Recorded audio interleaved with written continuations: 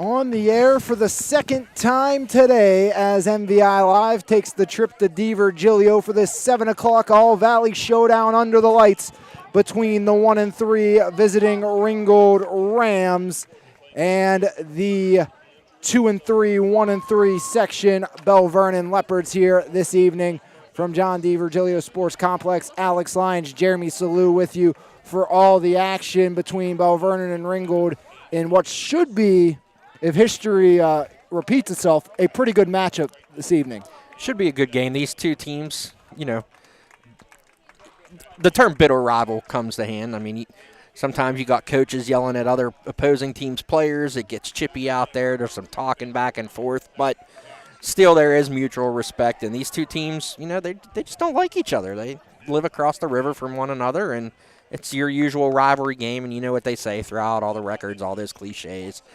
But, you know, the key is going to be, can Ringgold piece together the big hits when they need them the most? And, you know, we were talking here off the broadcast about how Ringgold's main problem is the offense. They can shut teams down with their pitching, but they just can't hit the ball when they need it in the key moments. So we'll take a break for the national anthem here, and we'll be right back with the broadcast.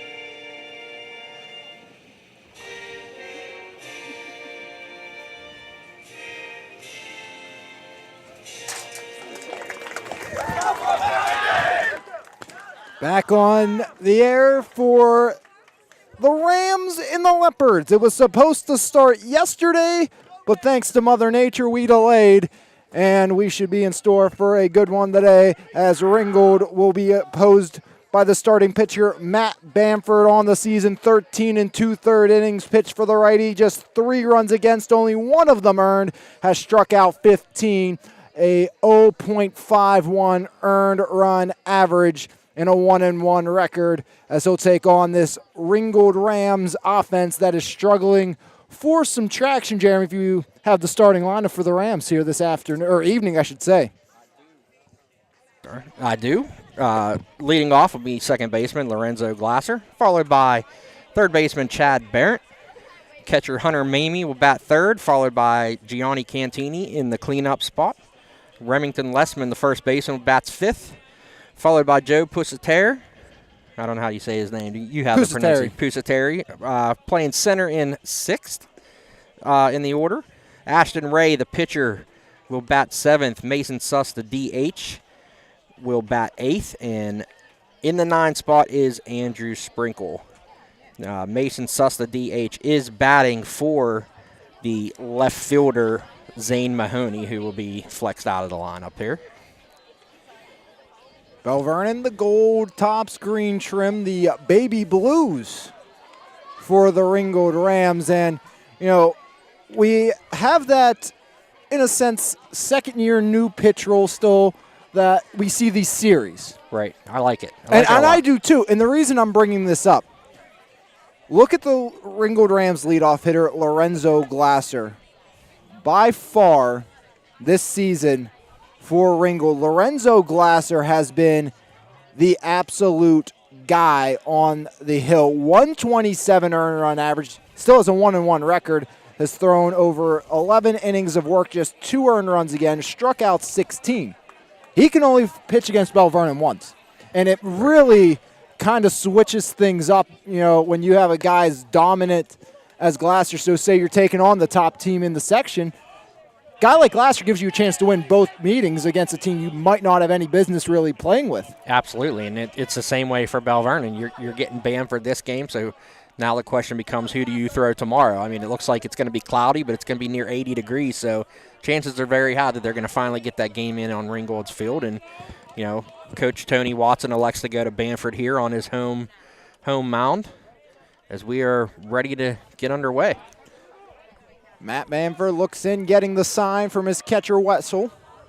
And wants to go through the rotation, or the signs again. Lorenzo Glasser, 231 on the season. No homers, no runs batted in. First pitch by Bamford low, outside ball one. First pitch 7-14 here from the DiVirgilio Sports Complex. Bamford, the Marietta recruit. Swing and a miss, count evens up on Lorenzo Glasser. 1 ball and 1 strike. As you mentioned, going to Marietta, Bamford, one of the few righties that sees a lot of action on the hill for this Belle Vernon team, as that one misses or just hits outer third for strike 2. He gave him the call there, okay. A little late arm up. A little bit. Home plate umpire Mike Doppelhauer. As there's strike 3, looking 1 up, 1 down, Matt Bamford. No issues to start, and that will bring up Chad Barrett, the senior third baseman. Sub-1 average to start the year, driven in 1 run. Could take a look at the Belle Vernon defense here during this at bat. Left to right in the outfield, Adam LeCarte, Brady Hoffman, and Jake Jedico. There's one in the dirt. Then in the infield, Evan Morrow at third, Aiden Oakes at short, Zach Jackson, the second baseman, Andrew Sokol at first, with Jake Wessel doing the catching for Matt Bamford. As this one's grounded left side, Oakes charges, double clutch across the diamond, picked in the dirt, but not in time. An infield single by Chad Barrett. I thought Sokol had him with the stretch. And that little double clutch by the Teal recruit to Aiden Oakes costs the Rams a hit, or gives the Rams a hit in the early going, and that will bring up Hunter Mamie, the leading hitter for this struggling Rams offense. And they knew that coming in. The strength of this team is by far their defense and pitching. Mamie's the one bright spot in the hitting order, 375, 1 homer, 2 runs batted in.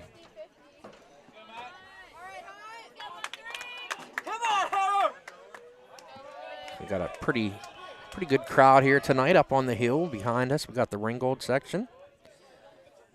Pitch by Bamford. That one bounces off the plate, gets away. Wessel couldn't find it, and it's a 390 feet on the wild pitch by Matt Bamford.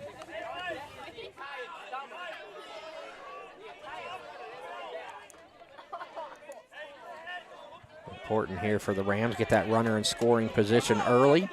See if they can cash him in. 1 ball, no strikes. Runner at second, 1 away. Bamford checks back, now comes home. Center line, drive over the head of Jackson. Rounding third, and coming around is Barron.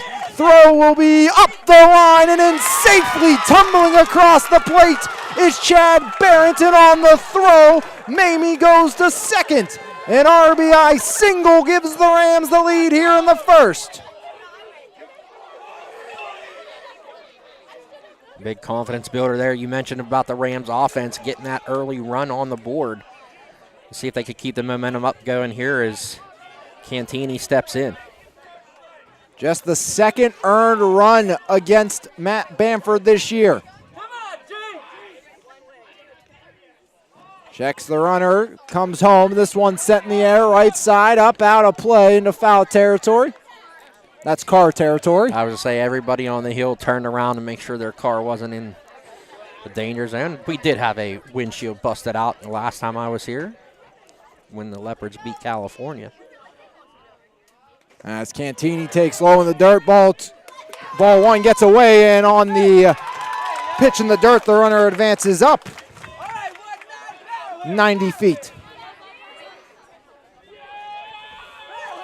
Wessel's going to go out and Kind of calmed Bamford down a little bit. A lot of balls in the dirt here in the early going for Matt. Update from around the valley. Sarah Catholic of 2A 5-1 victors over Shadyside Academy on the road this afternoon. Yeah, Sarah Catholic. I don't think they lose in the regular season this year. It'd be surprising if they do. Yeah. Bunt shown, suicide squeeze, and that one lays down perfectly. A bunt single by Cantini makes it 2-0 Ringgold here in the top of the first.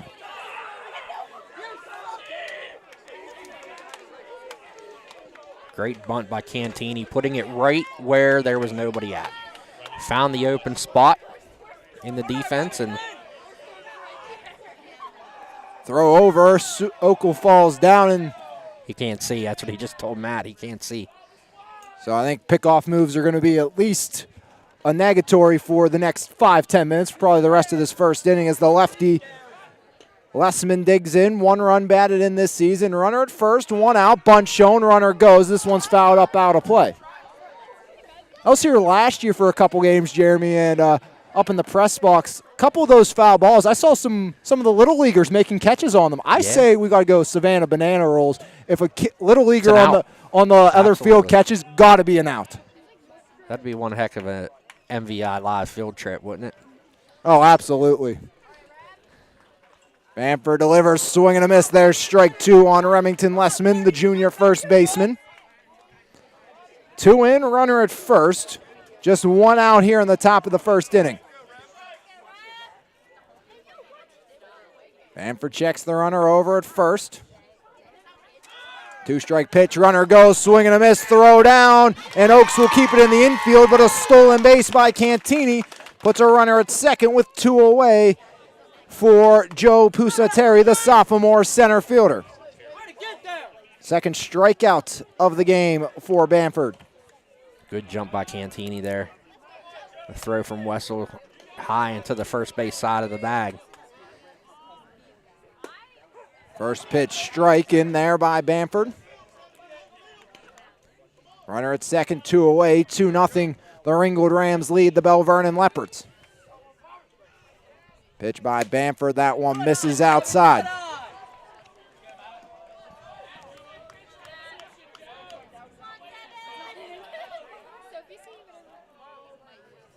Bamford checks the runner back at second.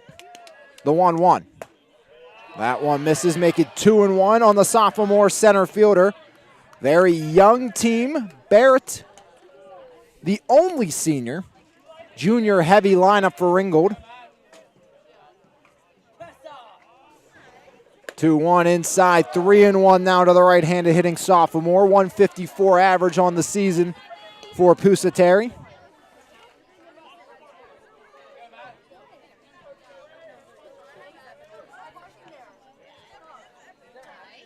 Swing and a miss. Count fills up. 3 balls, 2 strikes, 2 outs, 2 in. 2-0 Ringgold here in the top of the first inning. Runner at second is Gianni Cantini, the junior shortstop.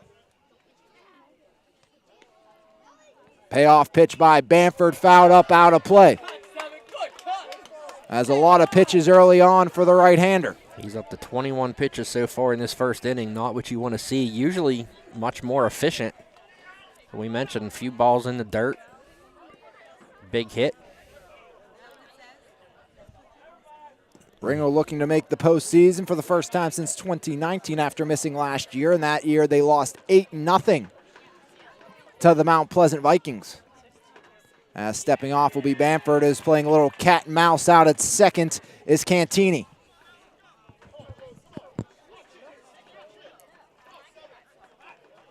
Pitch home. Skied up. And that one out of play. I just heard everyone yelling heads up. I had no clue where it went, Jeremy. I know it went towards the Little League field. Great job right now by the sophomore, Joe Pusateri. 7 returning starters in this Ringgold lineup. As Bamford, payoff pitch number 3. Steps off.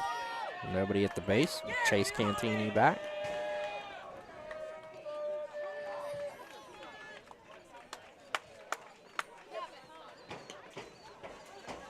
Payoff pitch by Bamford. This one set in the air, left side, right at LeCarte. And LeCarte will put the squeeze on it to end the top half of the first inning on the F7, but not before 2 runs come across the score on 3 Ringgold Ram hits, no errors, and the Rams strand 1 after 1/2 inning of play here on MVI Live and the Trib Live High School Sports Network. Your score, Ringgold 2, the Leopards coming to bat right here on MVI Live, and they will be facing Ashton Ray, 3.82 ERA, 0-1 on the season in 3 2/3 innings of work. He's given up 7 runs, but just 2 of them earned this year, and he will go up against the Belle Vernon lineup that looks something like this, Jeremy. Brady Hoffman will lead off playing center field. Adam LeCarte, who just made that, who was perfectly positioned to make that last catch, plays bats second tonight. I'm a little slow with the baseball. I got to get with it. It's been a while. Taking a week off really hurts. Jake Wessel, the catcher, bats third, followed by Andrew Sokol batting cleanup. Evan Morrow will follow in the 5th spot, followed by shortstop Aiden Oakes. Jake Jedico in right field will bat 7th. Jake Mima, the DH, batting for the pitcher Matt Bamford. And Zach Jackson in the 9th spot will look to turn the order over. He is the second baseman. Ringgold defense left to right in the outfield. Zane Mahoney, Joe Pusateri, and Andrew Sprinkle left to right. On the infield, Chad Barron at third, Gianni Cantini at short, Lorenzo Glasser, the second baseman, Remington Lessman playing first, and Hunter Mamie doing the catching for, you mentioned, Ashton Ray on the mound. As Ashton Ray loosening up here. Again, most likely, and I'd be shocked if we don't see Lorenzo Glasser tomorrow for the Ringgold Rams. If that game can take place, Ringgold, hopefully it seems like all fields are getting a much-needed day off from the weather. Yeah, I mean, we had a schedule originally, I think, of 13, 14 games tonight. I think we ended up getting 6 or 7 of them in.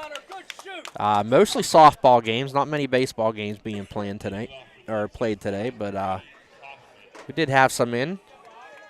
Most of the teams were on tarp fields over at Fraser. And I'll tell you, their field normally looks great. I mean, it didn't look bad today. Yeah. But compared to what that field normally looks like after rain, even with it being tarp, you can tell how much moisture's been coming through. We had a couple games switch sites, too, home and away. South Allegheny girls beat Southmoreland at Southmoreland. This is another one of them. Supposed to be at Ringgold today.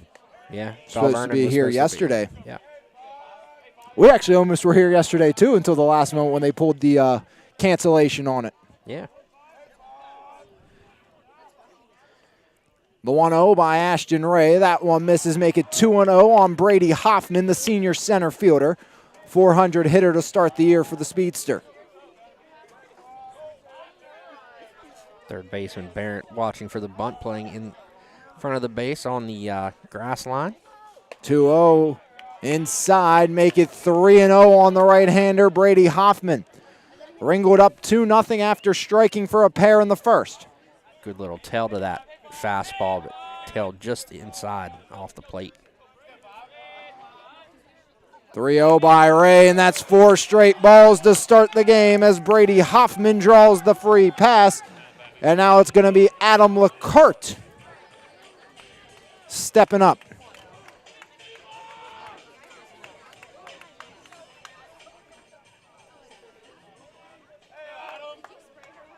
LeCarte, multi-sport athlete here. Yeah, I'd be shocked if he swings at this first pitch after the 4 straight balls to lead off the inning. There he goes, right down the middle. First strike of the game by Ashton Ray. Adam LeCarte, 111 on the season.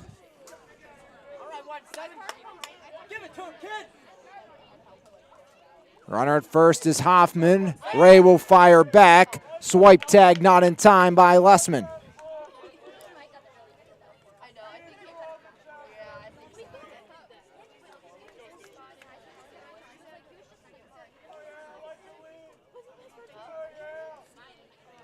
Pitch home. That one misses. Count evens up to Adam LeCarte, the sophomore left fielder. On deck, Jacob Wessel. the junior catcher.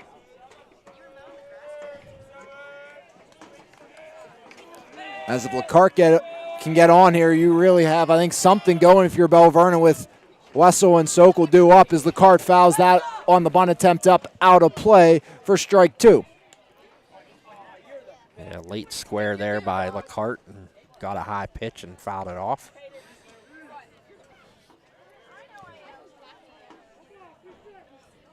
One and two the count to Adam Lacarte. Runner at first, nobody out. 2-0 Rams lead here in the home half of inning number 1. Throw over, no tag applied, and back in safely is Brady Hoffman.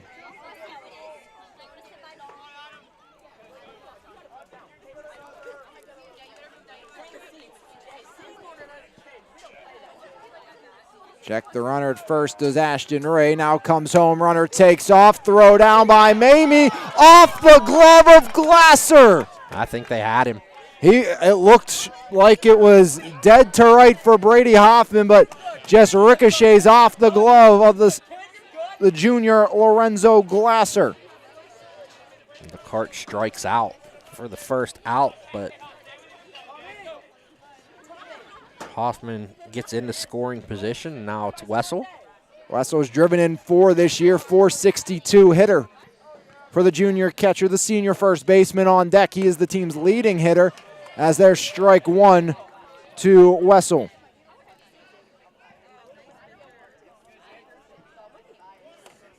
Ashton Ray trying to put up the 0 after the crooked number in the top half of the first.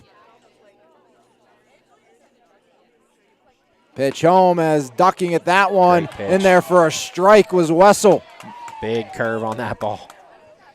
When you can get a guy to duck and get a called strike, absolutely. Yeah. Perfection on that. Great pitch, great location there on that pitch on the inside part.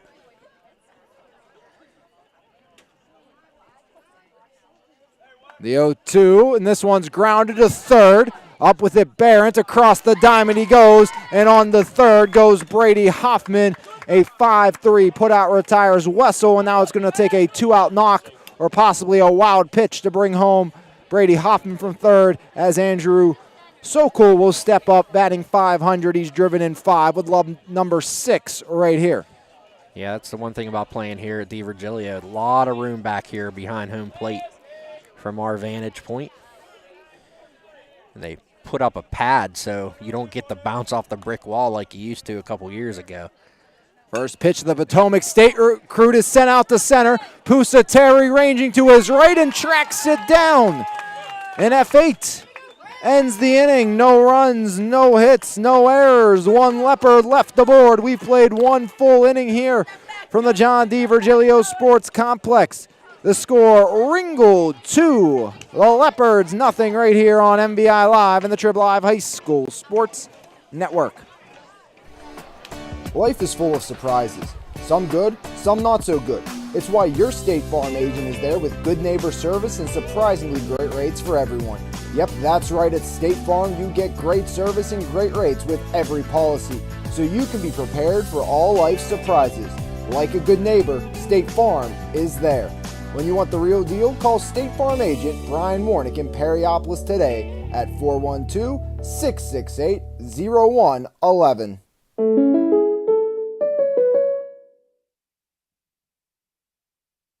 It's Ray, Suss, and Sprinkle due up this inning for the Ringgold Rams, looking to extend upon their 2-0 advantage over the Belle Vernon Leopards here this evening from the John D. Virgilio Sports Complex as head coach Tony Watson in his third year as the bench boss having a word with his right-hander Matt Bamford out on the hill. Of course, Tony Watson, standout pitcher here at Belle Vernon and Waynesburg. Yeah, bottom 3 of the order here. If you're Bamford, you want to come in 1, 2, 3, get back to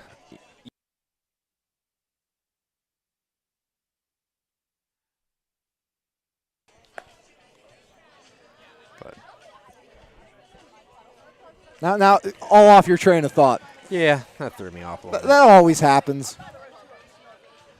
But again, we talked about the bottom third of the order. You want to be efficient here.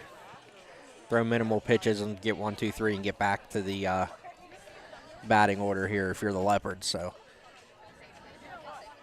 And Belle Vernon has made the playoffs 9 of the last 10 seasons. Did not make it in 2014, the one strike to their ledger.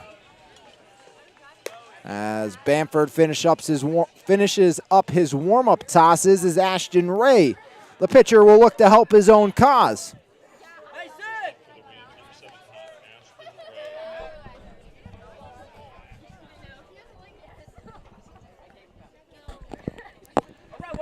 As Matt Bamford gets up on the rubber. Come on, Ashton. Come on, kid. Can Bamford regroup? Needs a big clean inning. Down 2-0 to Ringgold. The line and the pitch. That one misses. Ball 1 to the right-handed hitting junior. 125 on the season for Ashton Ray in the early going. We're into week 3 and just 4 games played for Ringgold. As Chopper over to third. Morrow up with it across the diamond to Sokol. 1 up, 1 down. 5-3 goes the put out of Ashton Ray.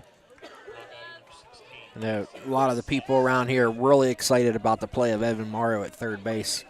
The last couple years, it's always been a question mark going into the season, and after a good trip down to Florida for a couple scrimmages, they really like what Morrow has brought to the position. As breaking ball in there, strike 1 by Bamford to the right-hander Mason Suss, the DH batting .250 this season. As the righty behind in the count, no balls, 1 strike. As outer third, painting it was Bamford for strike 2. And this is a team that took a big hit, though, a season ago, offensively, or from last season, offensively and defensively, as they lost their stud, as this one's fouled off down the third base line out of play, and that was, of course, Garrett Greco, now a freshman at Gardner-Webb. And, Gardner-Webb, when it comes to baseball, they can produce. Look at a guy, we've talked about Tony Watson, Waynesburg guy. Yeah. Gardner-Webb, Mason Miller. Yeah. Was at Waynesburg, transferred for his extra year, 3rd-round draft pick of the Oakland Athletics, as that one behind the batter Mason Suss. And that's just an incredible story. And any chance I have the chance to put that in a broadcast, I do. And if you don't know the story, Mason was no control, throwing mid to low 80s when he came into Waynesburg, found out he had diabetes, finally put on some weight as they took care of that. Got to Gardner-Webb, and then got drafted into the MLB with the Athletics. So, that's just an incredible story. And Gardner-Webb coached by another local guy, Jim Chester, who I don't think he was at Sarah Catholic, but I know he's real close with Coach Zarenda, and he's I think a Liberty Borough native. Belle Vernon's produced some really good talent, obviously. Devin Judy as well. Strikeout and a throw down in time. And Sokol toying with him, saying, "Hey, you want to come to the bag? I'm not going to touch it." And eventually does. 2 quick outs here in the top of the second, just what the doctor ordered here for Matt Bamford. Nobody on, 2-0 Rams lead. And now it's the 9-hole hitter, the freshman Andrew Sprinkle. 100 on the year. Takes ball 1 low.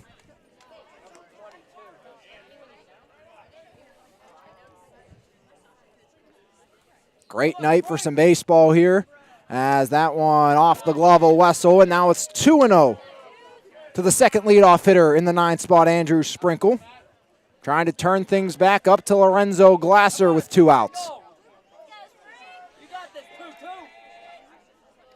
The 2-0 offering. That skitters all the way to the backstop off the glove of Wessel as Glasser will play retrieval.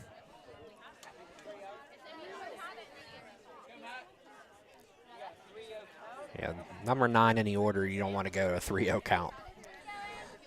Pitch by Bamford, swing and a miss, and I'm shocked that Sprinkle took the bat off his shoulder. I think that was ball 4, too. Up and in, about chin high. I don't think head coach Roberts looks too happy. He doesn't look too happy down that third base line. As breaking ball, swing and a miss, fills things up. 3 balls, 2 strikes, 2 outs, nobody on. 2-0 Ringgold here in the top of the second. Bamford shakes off the first sign, likes the second. Payoff pitch.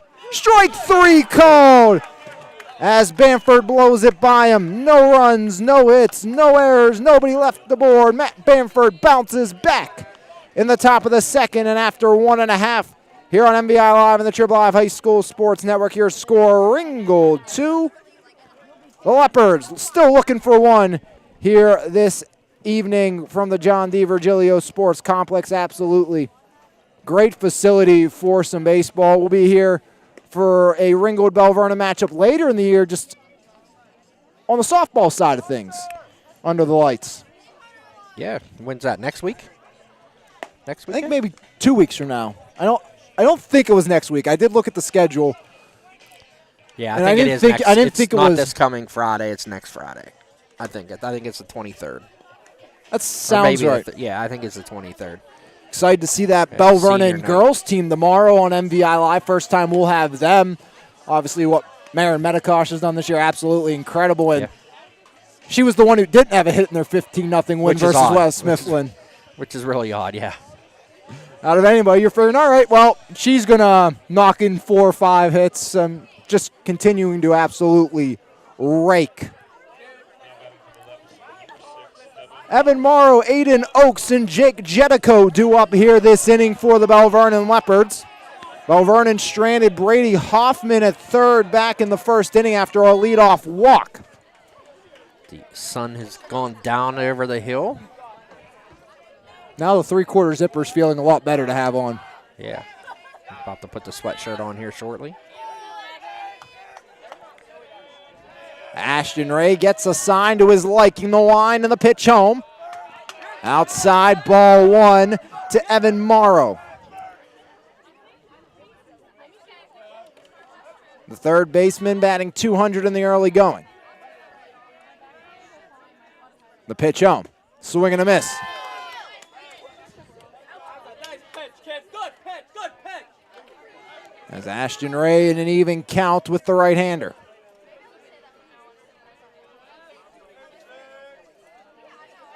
The 1-1.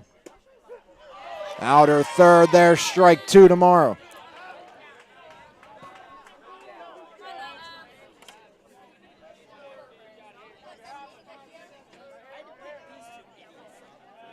Nobody on, nobody out. Home half of inning number 2. The 1-2 by Ray. Grounder left side, sliding down as Barrett across the diamond to Lessman. 5-3 retires Morrow.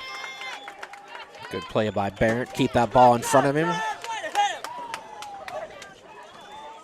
And that will bring up Aiden Oakes, the senior shortstop. He will be going to the PAC for the Teal Tomcats.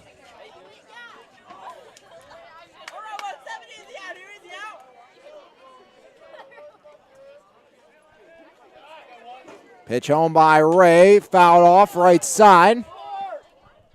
Just missing a car.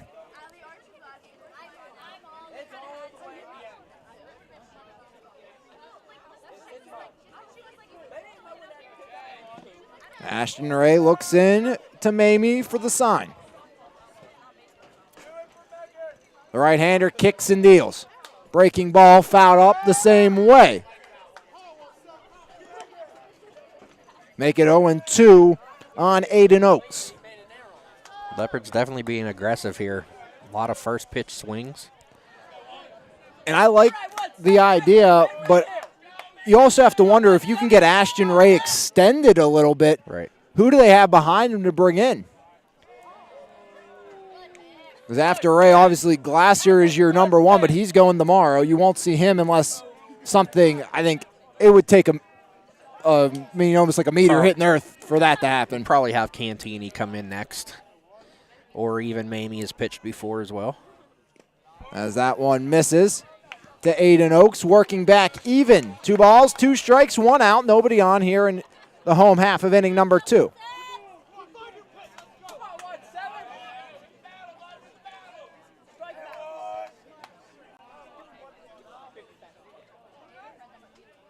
The 2-2 by Ashton Ray fills things up. 3 balls, 2 strikes as Aiden Oakes working back from an 0-2 count. I think that one just missed.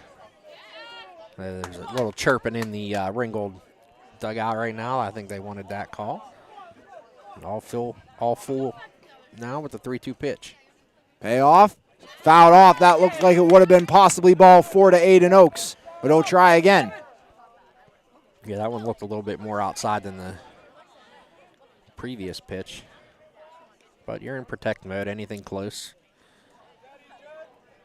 I'll say this, out of all our teams inside the Valley, Ringgold got some of my favorite hats. They do. They have nice hats, nice uniforms.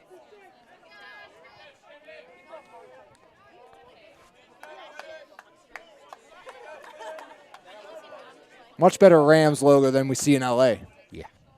Payoff pitch again. Oaks fouls it off to stay alive again. I'm going to give that an EF Air fan dropping the foul ball. Could have been an out in Savannah. Now, is that like a Globetrotters type deal? It must be. You figure they got some guy that's like 65 coming in from the stands to pitch as another payoff pitch grounded foul. Of course, he was a former major leaguer, but still. Well, you also have guys with their bats on fire walking up to the plate, too. I don't think that's legal. No. In the minors. Hey, anything's legal in Savannah, apparently. From personal experience, I can tell you, yeah, pretty much. Yeah. Full counts. Nobody on, 1 out, 2-0 Rams lead here in the bottom of inning number 2. The right-hander, Aiden Oaks, trying to become the first base runner this inning, looking for the first hit of the game for Belle Vernon, and he'll strike out swinging. 9-pitch at bat, and Ashton Ray wins it. A good breaking ball down and in. Now it's Jake Jedico, the right-hander. Jedico was Quentin Martin's backup running back this year for the Belle Vernon football team. Saw a lot of serviceable minutes when Martin was on the shelf a little bit. Ask Laurel Highlands about Jake Jedico as a running back. What was it, 247 yards rushing? He said he made a name for himself there. He says, hey, yeah, we have Quentin Martin, but I'm pretty good too. Yeah. And I think that's going to allow them to do a lot more next year with Q possibly moving him out in the pattern. We were talking about that before. See Jake probably take an extended role on the football field. Looking for his first hit of the baseball campaign, though. And that one, way off the mark. Does it look like it was coming right at you on our view?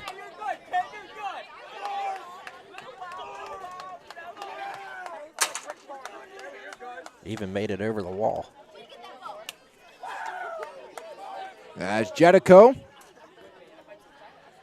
Still looking for hit number 1 this year. 0 for 7, swing and a miss. Count evens up 1-1 to the right-hander. Jedico has driven in 1.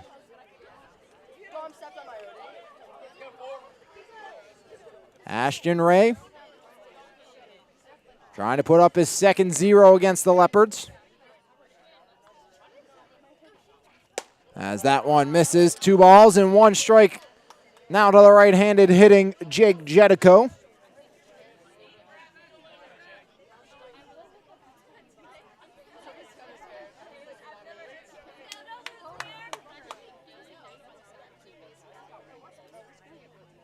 The pitch on. Swing and a miss. Count evens up on Jake Jedico. 2 balls, 2 strikes, 2 outs, nobody on. 2-0 Ringgold leads here in the bottom of the second inning. Jedico seems to be pulling his head away a little bit when that pitch comes in. Not keeping that head down on the ball. Outer third, strike 3 looking. Third punch out of the game for Ashton Ray. No runs, no hits, no errors, nobody left the board. And after 2 full innings of play here on MVI Live and the Trib Live High School Sports Network, Ringgold 2, the Leopards nothing. Hey, Jim Shorkey here. Just a reminder, if you haven't signed up for the Goal Achiever Challenge yet, please do right now. Don't procrastinate. Jump right on this. Just do it. Get it done. Let's go. Let's go. Let's go. Let's go. So make sure you sign up for the Goal Achiever Challenge and check out Jim Shorkey's Pragmatist podcast. To check out that podcast and for more information, visit resultsfromthinking.com. On to the top of the third we go on MVI Live and the Trib Live High School Sports Network. 2-0 the Rams lead the Belle Vernon Leopards. And Belle Vernon versus Ringgold since 2005. Last season they did not play was 2004. 23-9, a 12-4 mark here at the Di Virgilio Sports Complex, 11-5 at Ringgold. But out of those 32 games played, Jeremy, 18 decided by 3 or less runs, with 11 of them being one-run games. And in those one-run contests, Belle Vernon 7-4 versus Ringgold. Yeah, we talked about a little bit just the fact of the rivalry game. I know, you just gave the stats. It's been a little one-sided, 23-9 Belle Vernon is, but all these games, I mean, I've covered them for you the last 6 years now. They've all been close. Yeah. When you hear over half of them by less than 3, and out of the 32, only 5 games were decided by 6 or more runs. Right. So, I mean, it's been some really close contests between these two teams in recent history. Back to the top of the order, Lorenzo Glasser, Chad Barrett, and Hunter Mamie due up. The only one of those 3 who did not record a hit in the first inning is the man at the dish right now, Lorenzo Glasser. Glasser was caught swinging last time to lead off the game. Lorenzo, part of that Ringgold basketball team. Good eye, Glasser, good eye. Takes ball 1. Glasser probably one of the better defenders inside the Mon Valley when it comes to basketball. I'll tell you, he impressed me a ton this year, especially I think, was it when Ringgold played Charleroi, him against Will Wagner, as he's up in the count, 2 balls, no strikes. Yeah, it was Wagner's lowest output of the year, and he still averaged over 30 points per game. The 2-0 to Glasser in the air, right side. Ranging in is Jedico, the diving Nice grab. Robs Glasser of a hit. He fumbled it. A great play by Jake Jedico getting on his horse. And the diving grab retires Glasser for the second time this afternoon as He's going to take a moment and catch his breath. maybe the wind knocked out of him. Turf Yeah. not too kind to Jake Jedico out there. Well, and I'm looking at this hole here between home plate and third base and the grass. You can see it's pretty swampy. And the outfield and right field's very similar. You saw, Jedico seems like he ran a good bit for that ball, but I think most of it was trying to get through the soupy ground. And a great job of keeping his eye on it and making the diving catch. Now it's Chad Barrett. A single and scored the opening run of the game. Takes strike 1 on the outer third by Matt Bamford.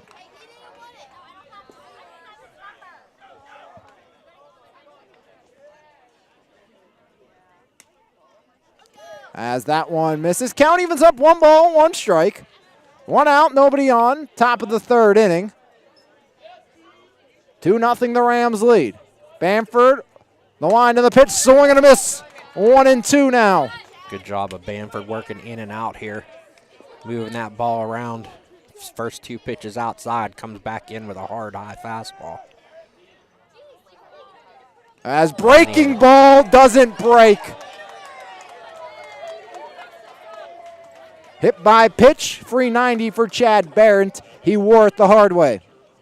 Luckily, that was a breaking ball, not a heater coming in there from Bamford. Mamie singled his last time up. Blooper into right field.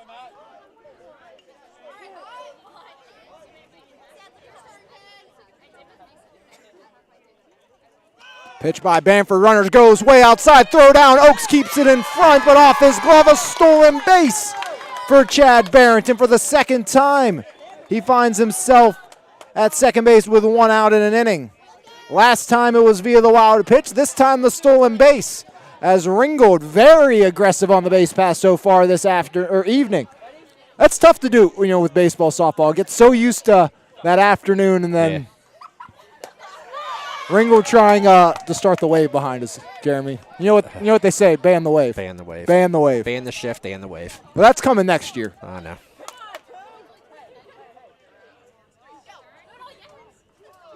2 balls, no strike. Pitch home by Bamford. Swing and a miss by Hunter Mamie. An RBI single in the first came around to score the second of the 2 Rams runs to this juncture. Perfect night for some baseball as Bamford looks to be laboring a little bit out there. Comes home, fouled off the backstop. As the camera will come back to rest. Hey, at least it didn't shift this time.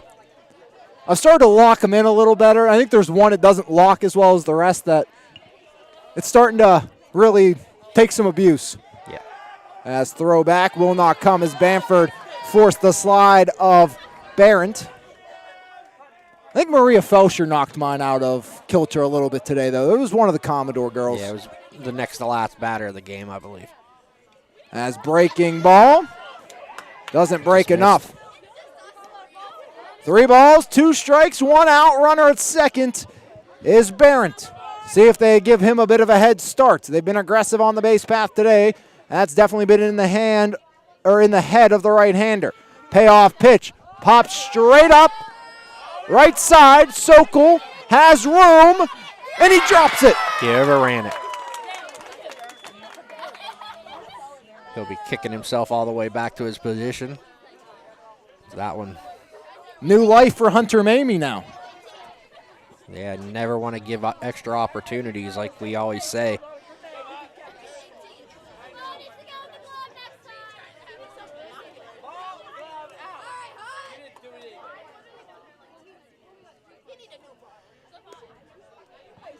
Ball got a little plugged in the mud there.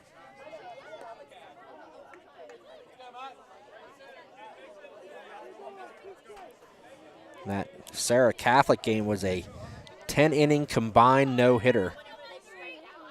Breaking ball, strike 3 looking. Punch out number 4 for the right-hander.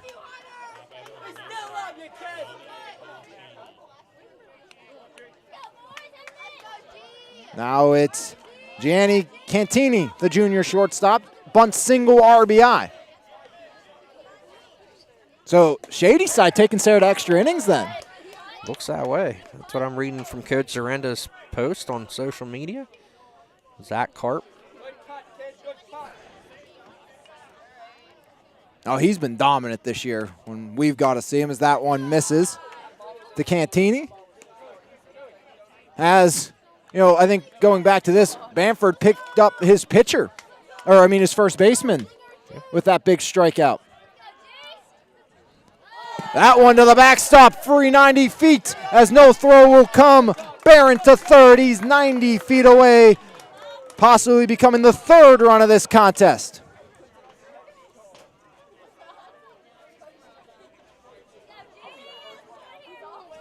Runner at third, 2 outs, 2-0 Ringgold. The 3rd wild pitch of the game for Bamford. Swinging through that one was Cantini. 2-2 count, 2 outs.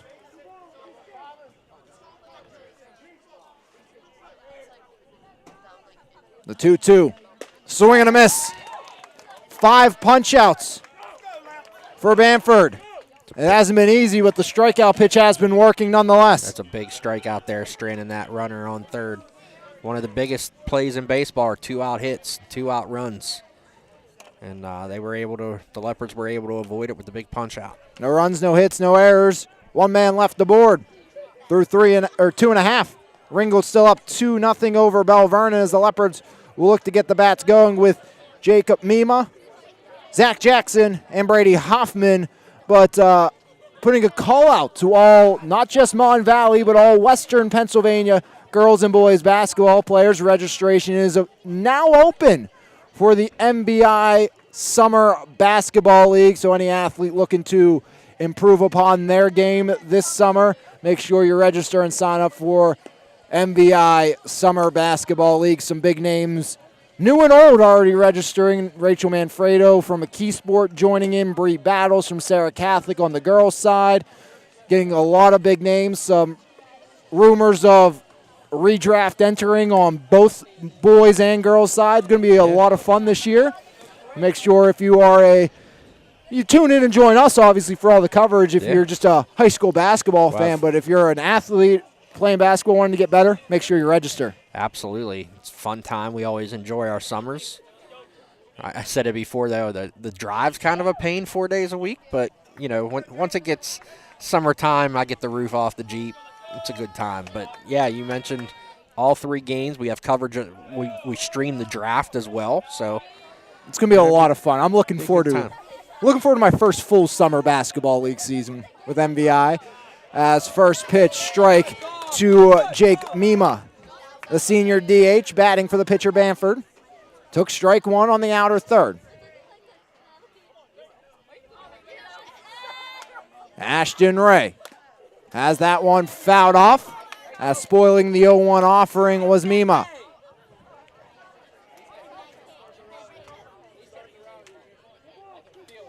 No balls, 2 strikes. We mentioned the aggressiveness of Belle Vernon's really keeping Ray's pitch count down. I mean, he's only at 32 pitches. See where he ends up here, but Bamford already at 57 through 3 innings.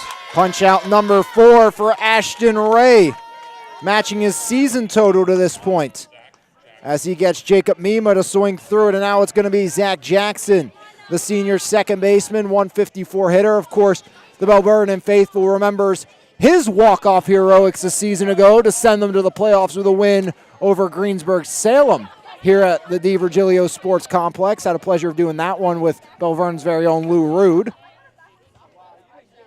I think I was here for that, too. I think I remember that game. Or I remember the play. I might have been watching the stream, or I might have been covering. I've covered so many games. Start to all blend together. They blend together, yeah, for sure. As that one misses 2-0. And you have those certain ones, because of an event or something that happens, right, you're never going to forget. Like, I was talking today about the last time Frazier played best center since we had it. I was like, yeah, it was a cold day. Yeah. And then I remember because I was going to the wrong field afterwards at Upper St. Clair. And then I got there really late, but made it for first pitch, and it was snowing the whole game. It wasn't a lot of fun. As Zach Jackson up in the count, 3 balls and no strikes. And again, same thing here for Ray. You don't want to walk the number 9 guy. I think they're, using the resistant ban, or is it one of the players they're not happy with where they're located? Yeah, he's kind of in the... He's in the danger zone. Path there, yeah.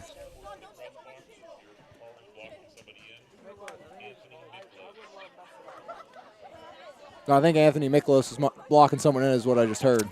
Yeah, that too. 3-0. Ball 4. Second walk of the game issued by Ashton Ray. That's the only way the Leopards have found a base runner.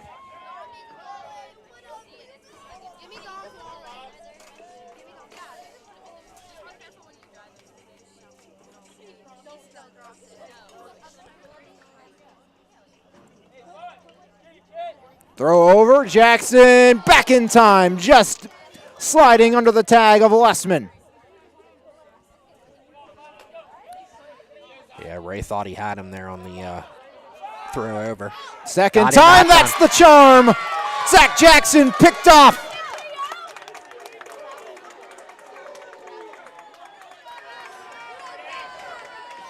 It's just... When base runners have been at a premium tonight for Belle Vernon, that is the exact opposite of what you want.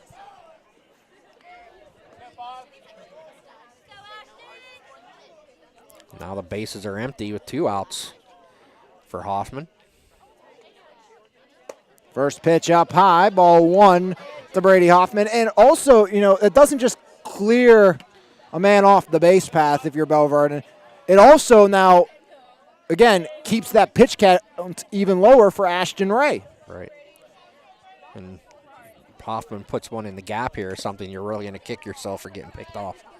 As he'll foul it off. 1 ball, 1 strike, 2 outs. Nobody on. 2-0 Ringgold leads here in the home half of inning number 3 as the Rams struck for 2 in the first and haven't looked back since.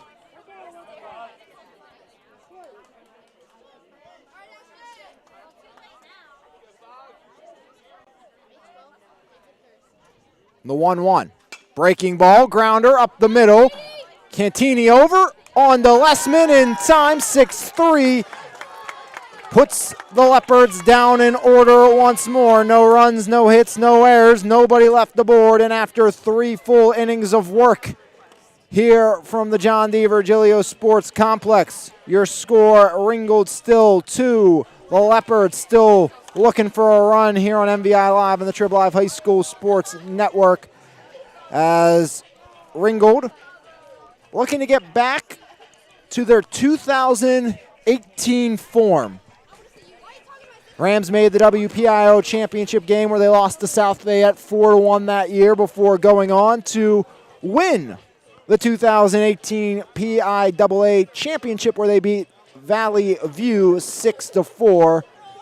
As Ringgold, they were disappointed. They didn't make the playoffs last season by just 1 game, but satisfied that a roster full of guys that have really never played high school ball made themselves that close to a contender, and gives them a good opportunity and optimistic about this season. They knew the pitching was there. They knew the defense would be there. But can the offense come into fruition? Yeah, that was a memorable run even for us in the media. We road tripped out to Penn State. I think it was me, Jose, Mike, and Benny Bamford actually went with us as well. And Sarah Catholic was out there as well. They lost the state championship that year to Devon Prep. They are the favorites all around in 2A, WPIO and state. Yeah, they are the Eagles. Currently ranked number 1 in the state, according to the rankings. Couple teams making the all-classification top 10 as well in the Valley. Fraser softball team, one of them. They're listed at number 10. Again, that's all classifications of softball. No surprise, Beaver up there. As some of our other Valley teams know a lot about them. Yeah. In York, Belle Vernon, EF. Beaver was always unkind when they had to face them. I believe they took out York and West Mifflin last year in the playoffs. If I remember correctly, I know. Out EF. I thought that was that Highlands? I can't remember. Highlands took out EF in the WPIO WPIO, and then Beaver took out EF in the state. That's right. I thought Beaver took out York and EF at points last year. I just could not completely remember. That's what happens when a year passes. As swing and a miss by Remington Lessman, the junior first baseman, struck out swinging against Matt Bamford, one of his 5 victims thus far. Bamford hasn't a lot of hit since that first inning. Breaking ball misses. The sad thing for him, he may have settled down, but Ashton Ray has not had to settle down. Just 2 walks, that's it. 1-2. Gets away, and it's 2-2 to the left-handed swinging Remington Lessman.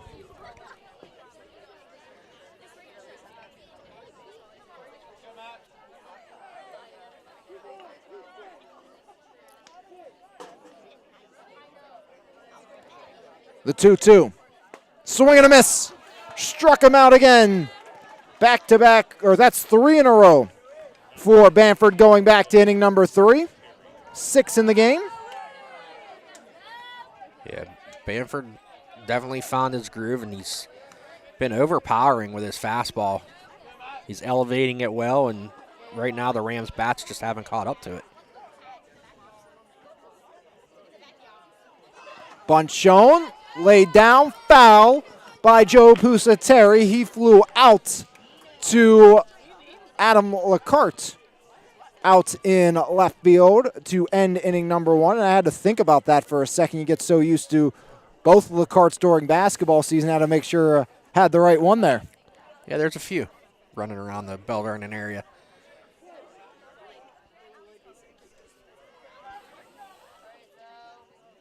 As that one misses to even the count up on Pusateri.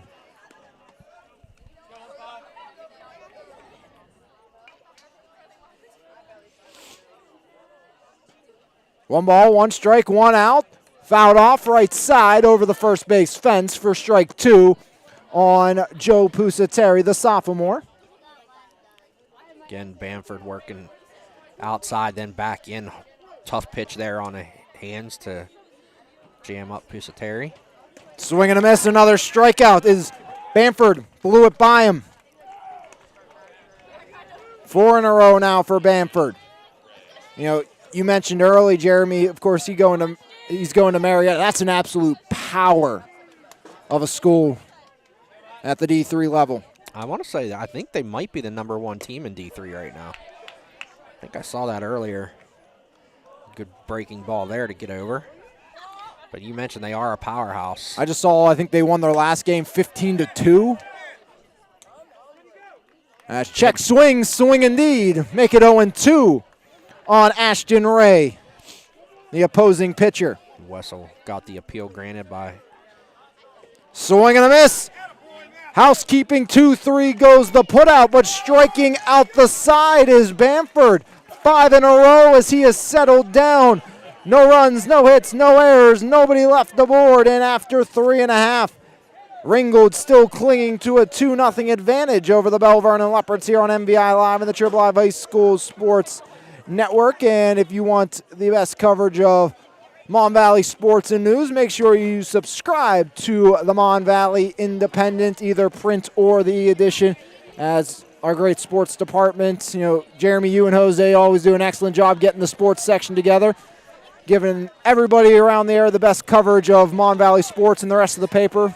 Obviously an excellent job of covering the news side of things. I think the thing that has really impressed me is, well, the first thing I have to do is thank the coaches for reporting their information this year. I mean, baseball and softball is a lot easier because of Game Changer, and we can get the information from there. But, you know, without these coaches reporting their scores, letting us know, hey, all their schedule changes, you know, we do it with a staff of 2 most of the time. I mean, our good friend Adam Brewer maybe gets 1 or 2 games a week.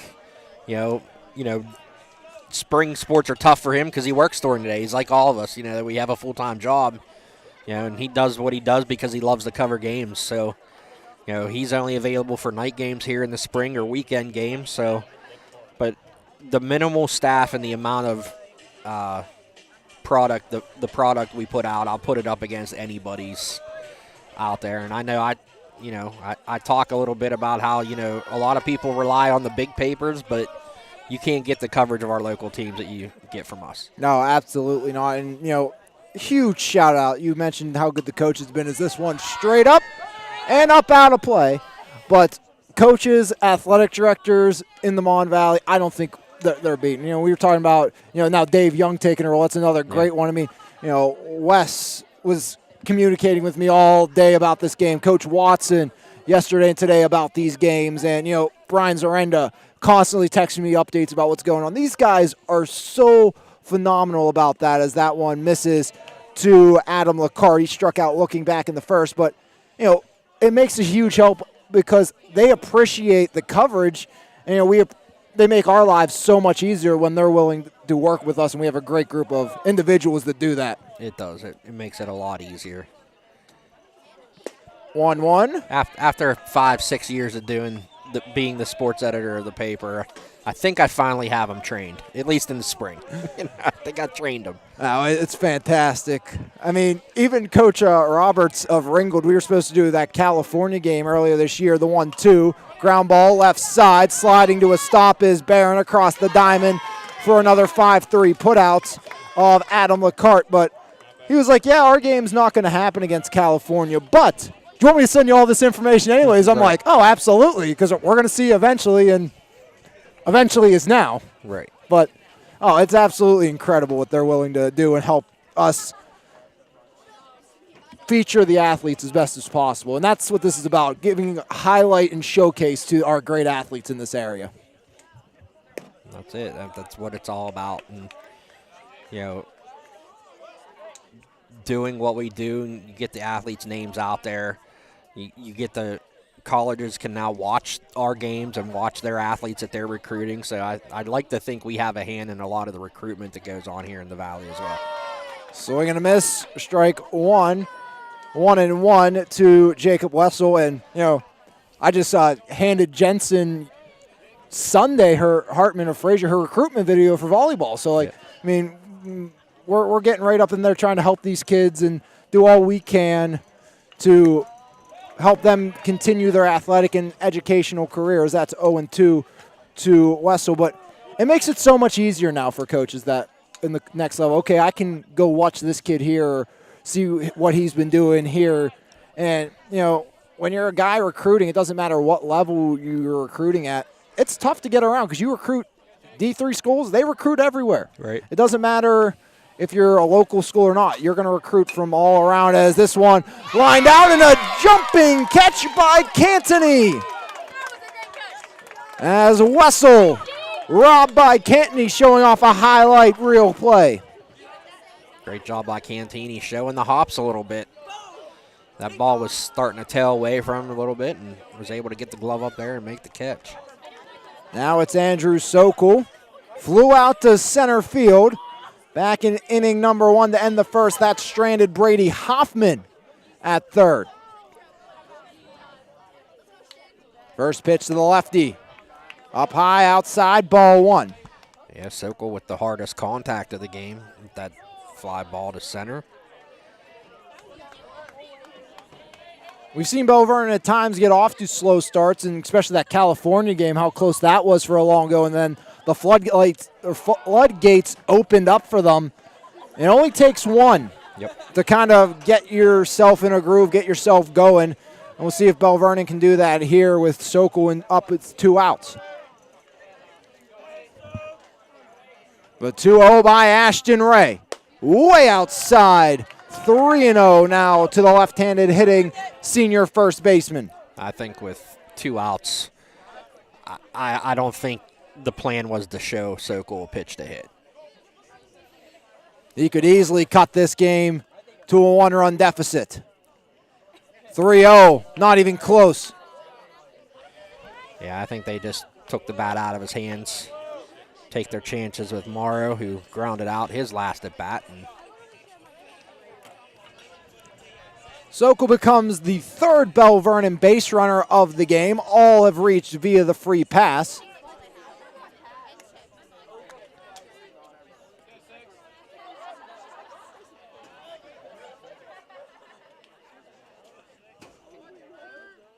Ray checks the runner at first. First pitch home. Some late break in. Had some two-seam-like action on that to catch the outer third for strike 1. he has a great tail on his fastball. We saw it earlier on a pitch that broke a little bit inside, but he's spotting it over that outside corner now. Breaking ball in there, catches the bottom corner, 0-2 to Evan Morrow, and some great pitches out of the right-hander, Ashton Ray.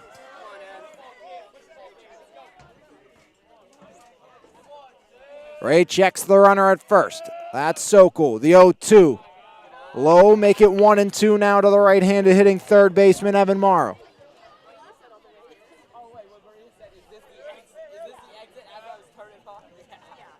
2-0 Rams lead, bottom of the fourth.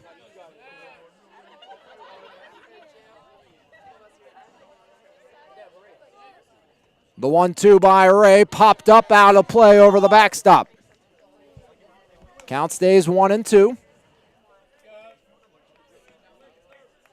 Just the 56th pitch of the game here for Ray compared to 69 for Bamford.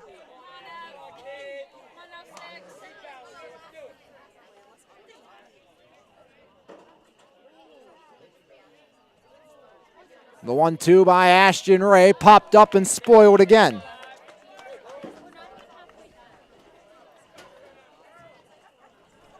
Again, pitch count rules. 1 to 25 pitches, no days rest. 26 to 50 required 1. 51 to 75, 2 days of rest, and 76 to 100 need at least 3 calendar days of rest. So again, that 100 pitch limit, or 100-ish pitch limit, because if you start a batter at if you have 99 pitches, as this one sent out towards the gap the other way, and watch Sokol run, cut off by Pusateri. Sokol's being waved home. Throw comes into third, skittering around, throw goes to second, and not in time! A 2-out RBI single by Evan Morrow cuts the lead to 1. There was no way Sokol was stopping coming around third base there, and the cutoff went into no man's land, and Barron had to come up and field it, allowed Sokol to score, and good heads-up play by Morrow to get the second. Because if that tag happens at second base, before it's questionable that Sokol's run would have counted. It was bang, bang right there. As now it is Aiden Oaks struck out swinging. As a meeting at the mound. We'll go back to that point I was making real quick.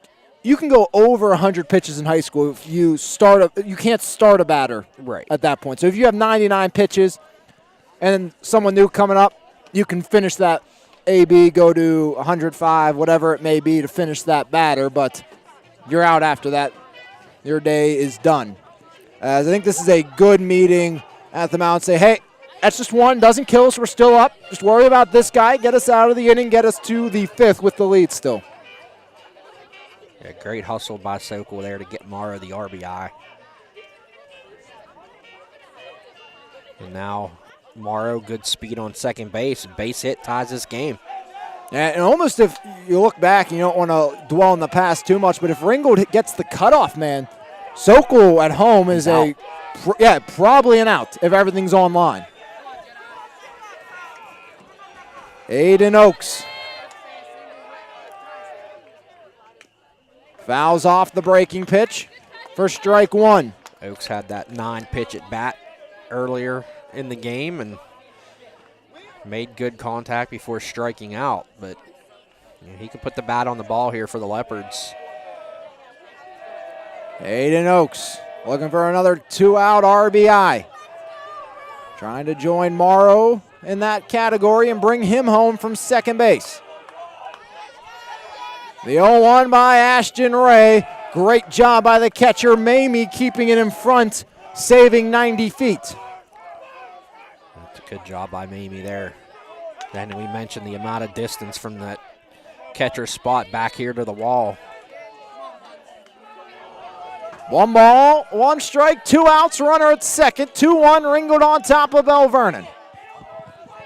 Another closely contested affair as that one bounces, does get away from Mamie, and Mamie will put it in his pocket as there's 90 feet for Morrow. He's up to third. And now again, it brings it into play. Anything past Mamie now scores a run. Belle Vernon shown to be aggressive on the base path even with the limited number of runners they've had.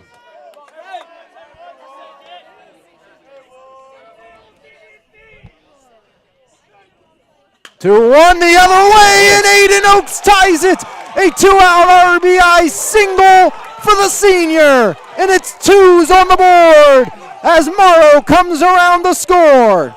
Great job by Oaks going with the pitch. He tried to hit that outside corner, went right with it to right field, just like you're taught. And now it's a whole new ball game here, and the Leopards have all the momentum. Jake Jetico now.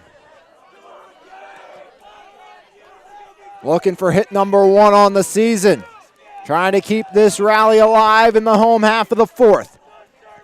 Entered down by 2. At worst, they leave tied.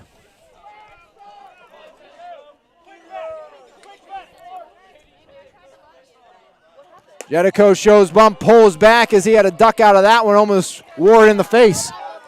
Yeah, that's not a good pitch to square around on. They want to know if the bat crossed the plate. I would have thought it did the way he kind of had to protect himself. I was surprised that they rolled that a ball to Jake Jetico. See if he can take advantage of getting up in the count.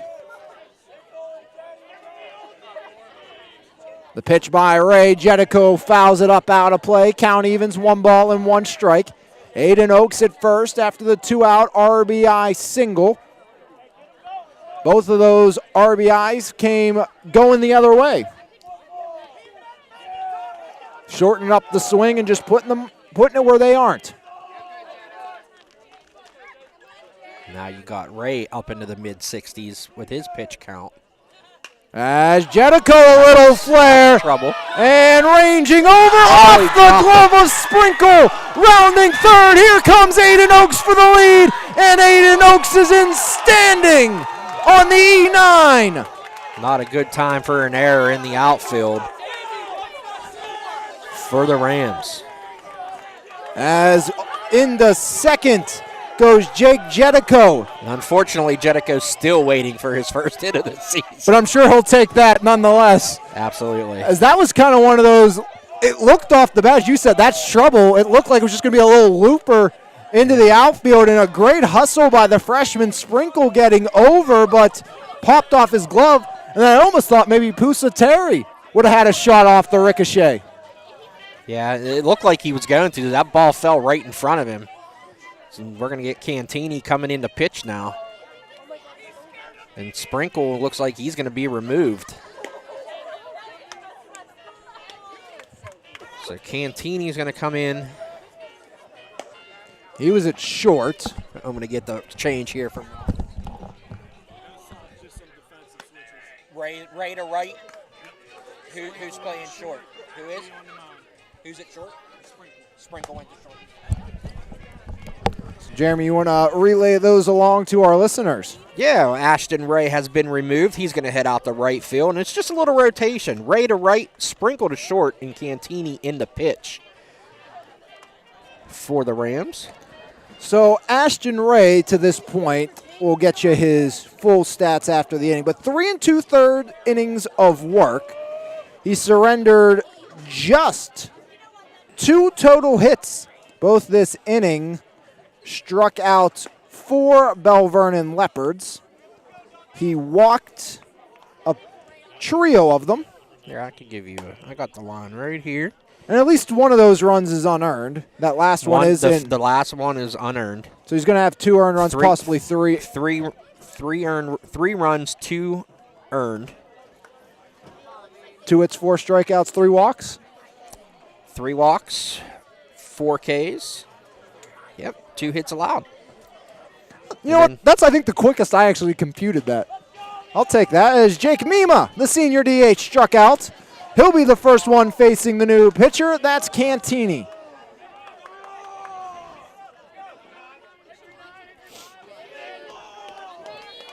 Runner at second, 2 away. Mima, first pitch swinging, fouls it up out of play.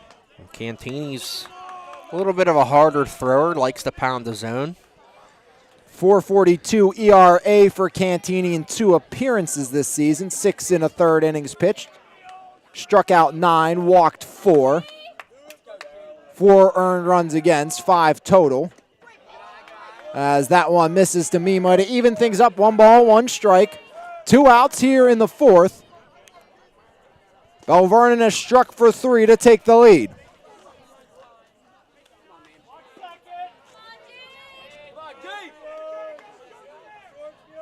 Throw back and sliding in safely, awkwardly, is Jake Jedico. A little spin to get back safely to that second base bag.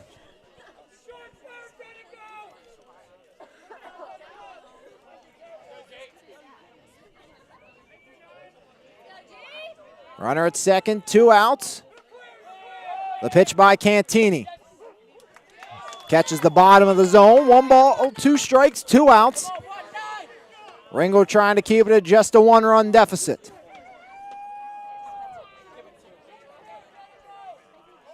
And we said once Belle Vernon gets 1, they have the ability to really break it open. They broke it open for 3 2-out runs.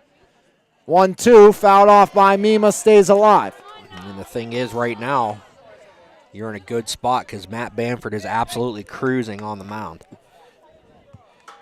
Yeah, he has settled down, and that is huge for them, especially if he can get them through 6 innings, definitely 5, which 6 would be a stretch with his pitch count, but he gets you into the 5th inning with some of the other arms you have on this Belle Vernon staff.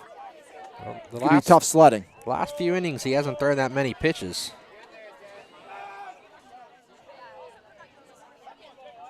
But like you said, you figure he got about 15 more pitches each inning And see who would come in and close. Mima fouls it off home plate. 1 and 2, obviously an array of pitchers in there. Guy I'm excited to see this year, we talked about coming into baseball season, is the sophomore flame-throwing left-hander Colton Lee. I mean, they got Lee in the bag over there. They got Parker Lind, who's kind of just burst on the scene against California. And then you also have Sokol. I would expect it to probably be Sokol pitching tomorrow. Yeah, I think he's like Glasser, off limits today unless something crazy happens. Good job by Mima to stay on that curveball. A good at bat going here.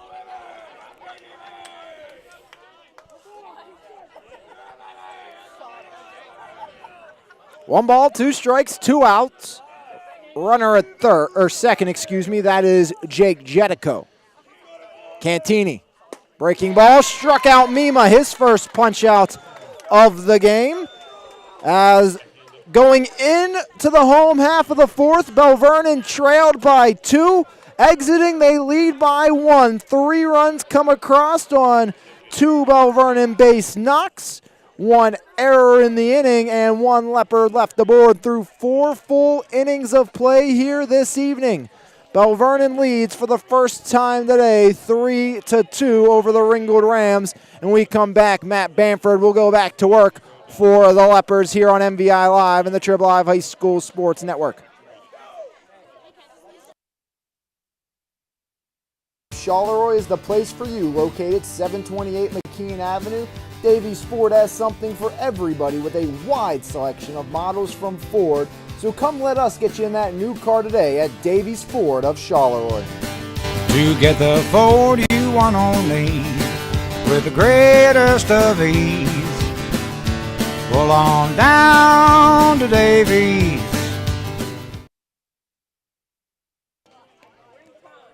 As it is going to be 8, 9, and 1 due up for the Ringgold Rams. Mason Suss, Andrew Sprinkle, and Lorenzo Glasser, who are combined 0 for 4 against the Belle Vernon right-hander. Lorenzo Glasser is 0 for 2 thanks to a stellar play by Jake Jetico in the field. And that happened the last time against California. Jake Mima comes in the outfield, makes a great diving catch. The following inning, the Leopards come in, get the bats going, and here's the same thing. You know, Jetico makes that great catch. In the next inning, I know they came off after that catch, and Bamford kind of huddled everybody up, and now they have all the momentum right now, and we'll see if Bamford could keep up the red-hot arm here on the mound.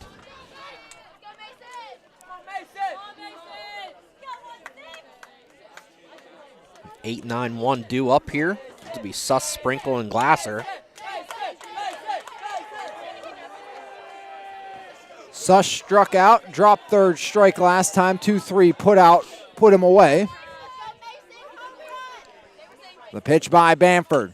First pitch swinging in the air towards the gap. There goes Jetico on the run, and Jetico can't make the leaping grab. Suss rounding second, and he'll stop up there. A leadoff double for Mason Suss. Just what the Rams needed. Let's see if they could seize that momentum back now. That was almost a perfect start for Bamford. 1 pitch, 1 out. Instead, Mason Suss the other way winds up at second. I think it's just a matter. I think Jetico just kind of took a bad angle because the ball curled right back to him. And it just a little bit deeper than he thought. And kind of leaped for it, and I wonder if he almost cut in. You don't know what type of communication out there with Brady Hoffman. Maybe Hoffman saying, I got you behind, and kind of Jetico wanted to avoid the collision. This is checking on Hoffman, I think, out there was the umpire to make sure. They were just waiting for him to get back into position. A little tired after that long run from center. It was a long run.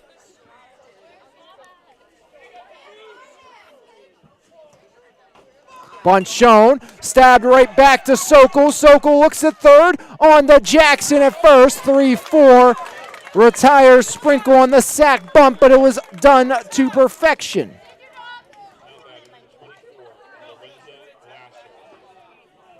Now Lorenzo Glasser will look for his first hit of the day. 0 for 2. Trying to tie this thing right back up.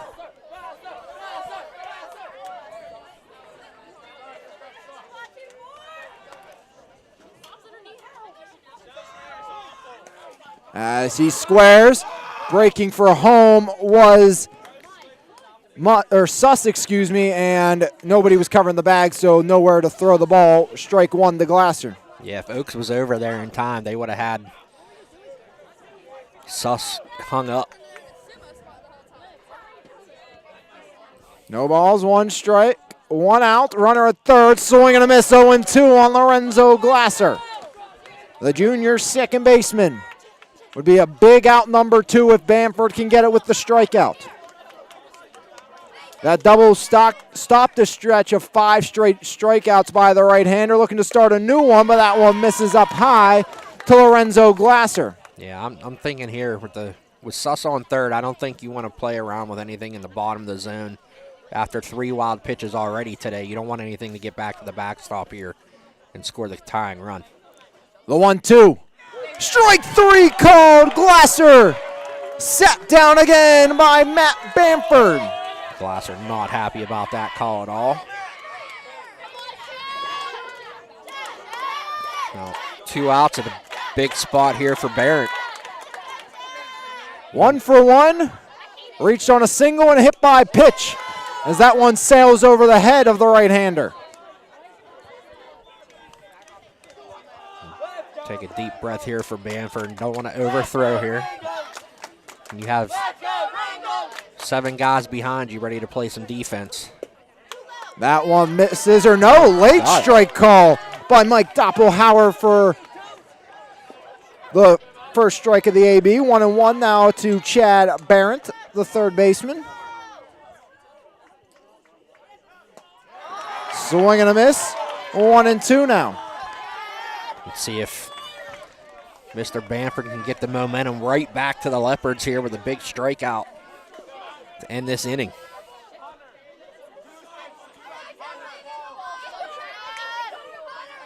The 1-2 by Bamford, sent in the air, right side. Long run for Sokol. Sokol tries the underhand scoop and cannot corral it.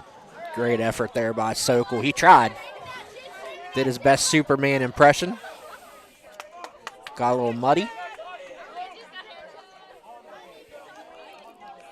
Another opportunity now for Chad Barrett. Trying to get on base for the 3rd time in 3 attempts.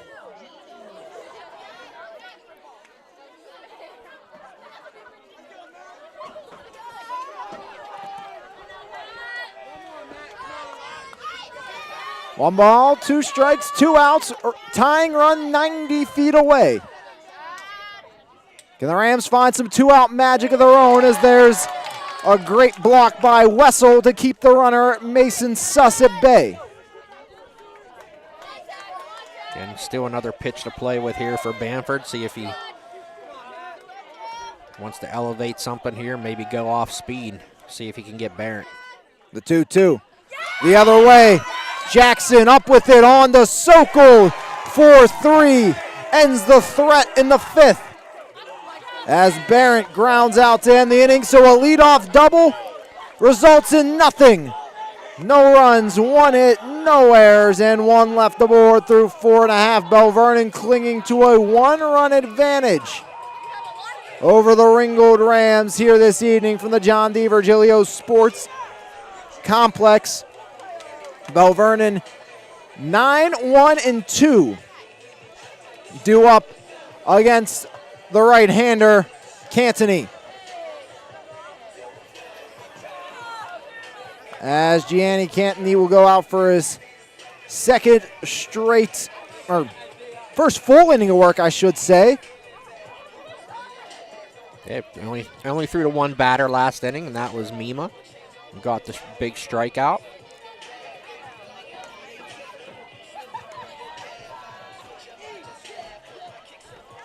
Belle Vernon, they have not won a postseason game since 2012. That's when they made it all the way to the WPIL title game.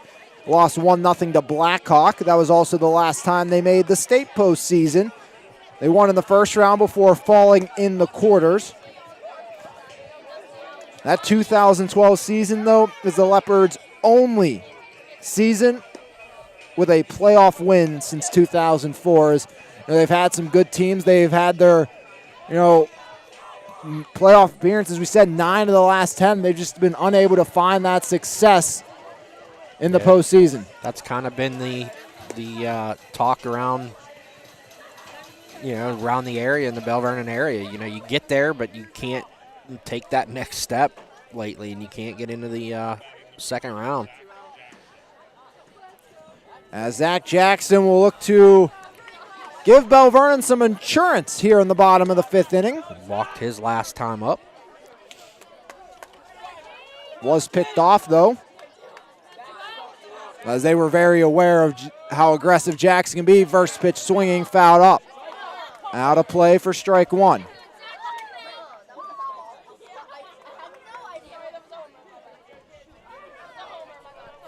And Jackson was the hero a season ago, putting this team in the playoffs with the win over Greensburg-Salem. As he'll foul that one off. Quickly behind in the count. No balls, 2 strikes. Nobody on, nobody out. Home half of inning number 5 here on MVI Live and the Trib Live High School Sports Network.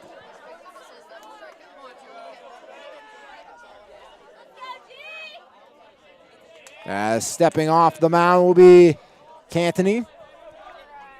Gets a sign he likes. The winder, no, as time is granted. I don't know if that was Jackson or Mamie calling for it. I think it was Mamie calling for it because Cantini stepped off, wanted to go through the signs again. I think Mamie wanted to take a double look at it. Jackson with an ugly-looking swing, and the tag out by Mamie as Zach Jackson strikes out. The Ringgold students behind us let Zach Jackson know what happened in that last at bat. 2 batters faced for Gianni Cantini, 2 strikeouts. Shout out to one of the Ringgold softball players wearing the first pitch shirt. I saw that when she came in earlier. Always a big fan to see that, as that one misses outside to Brady Hoffman, 0 for 1 with a walk and a stolen base to his ledger thus far.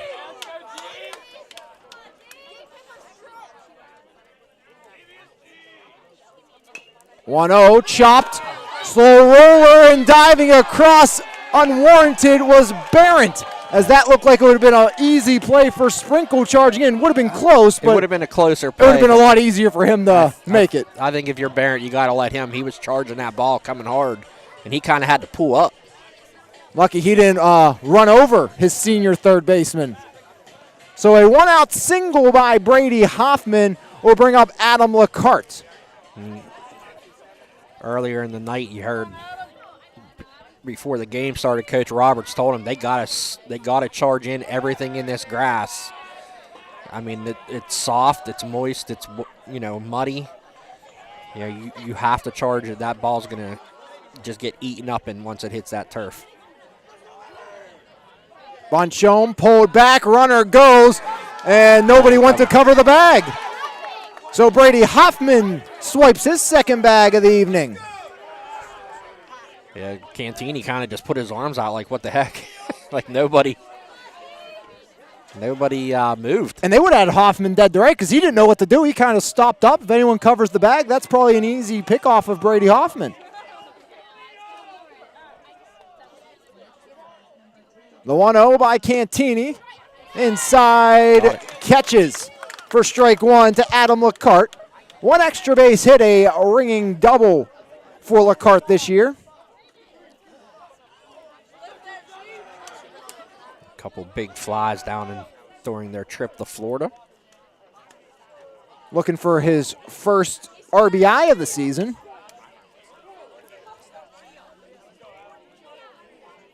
He's definitely shown that he has some pop. Can he give the Leopards their first long ball of the game or the season? As that's one thing they're still looking for, as the throw went down to the shortstop. That Sprinkle, as sliding in safely was Brady Hoffman. 2 balls, 1 strike, 1 out. Runner at second is Hoffman. 3-2 lead for the Belle Vernon Leopards here in the bottom of the 5th inning.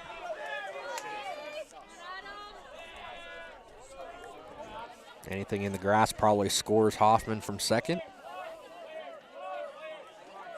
The 2-1 by Cantini. That one lower half to even things up.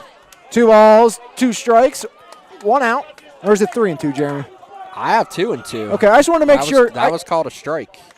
I just wanted to make sure I didn't miss something. Nope, they're fixing it over on the board. I've learned to wait with Doppler. Gives us that late strike call, so you can't be. Raise that fist a little late, but. Now it's full. 3 balls, 2 strikes, 1 out. Runner at second. 3-2 lead for the Belle Vernon Leopards over the Ringgold Rams. I will say I'm definitely glad I brought the sweatshirt today. Yeah, it was a good call, I think. Cantini takes a peek back. Toes the rubber. The payoff pitch by Cantini. Grounder, left side, throw to third, airmailed. Great play to keep it alive. Oh, they say but he got safe under. is Hoffman. Now, do you charge an error on that throw? I'm going to give an error. I'd say that's an error on the throw.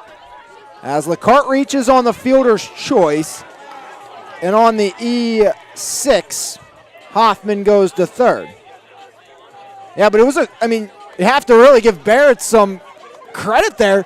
That has a chance of getting all the way to the fence, even though it's not that far. Barrett fell down after that. So that could easily at least put Lecarte in scoring position as well, if not brought home Hoffman from third. Runners at the corners, 1 away, and it's Jacob Wessel. And that's the thing. Now you're getting into the 3, 4, 5, the heart of this order. Wessel looking for some revenge against Cantini, robbed him of a hit back in inning number 4 on his line drive out to short. Bunt shown. Runner goes, and catcher will keep it in his pocket as Mamie just tosses it back to Cantini, so the double play no longer in order. A stolen base by Adam Lecarte.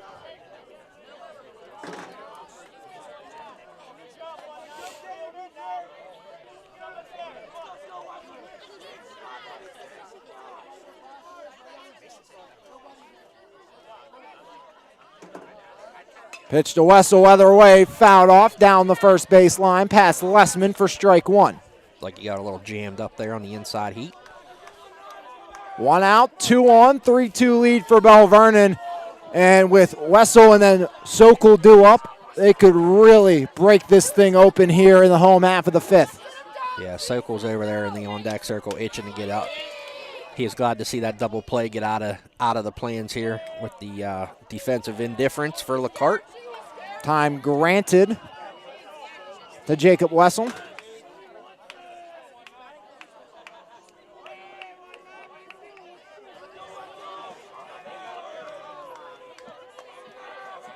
The 1-1. Fouled up, out of play, 1-2.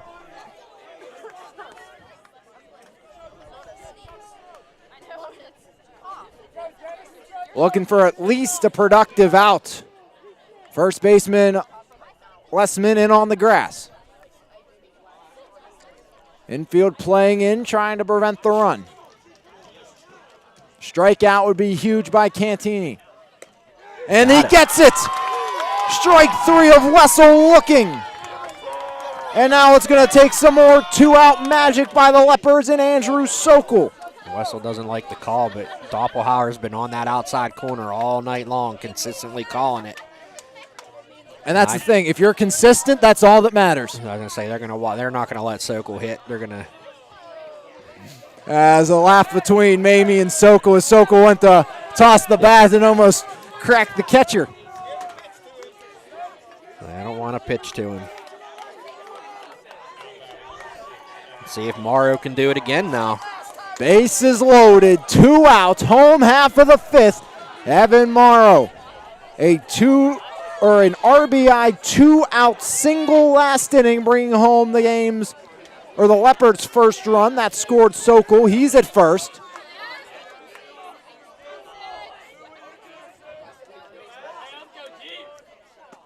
First pitch strike to Morrow. Hoffman at third, Lacard at second, Andrew Sokol at first. 2 outs, 3-2, Belle Vernon leads here in the bottom of the 5th.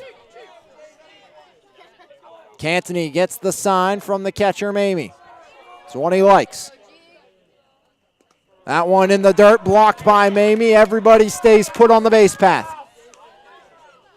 Count evens up at 1-1 tomorrow. Looking for a second run batted into the game and season. I'm pretty sure he was the first hit, right? Yes. First hit of the game was Evan Morrow last inning. Yeah.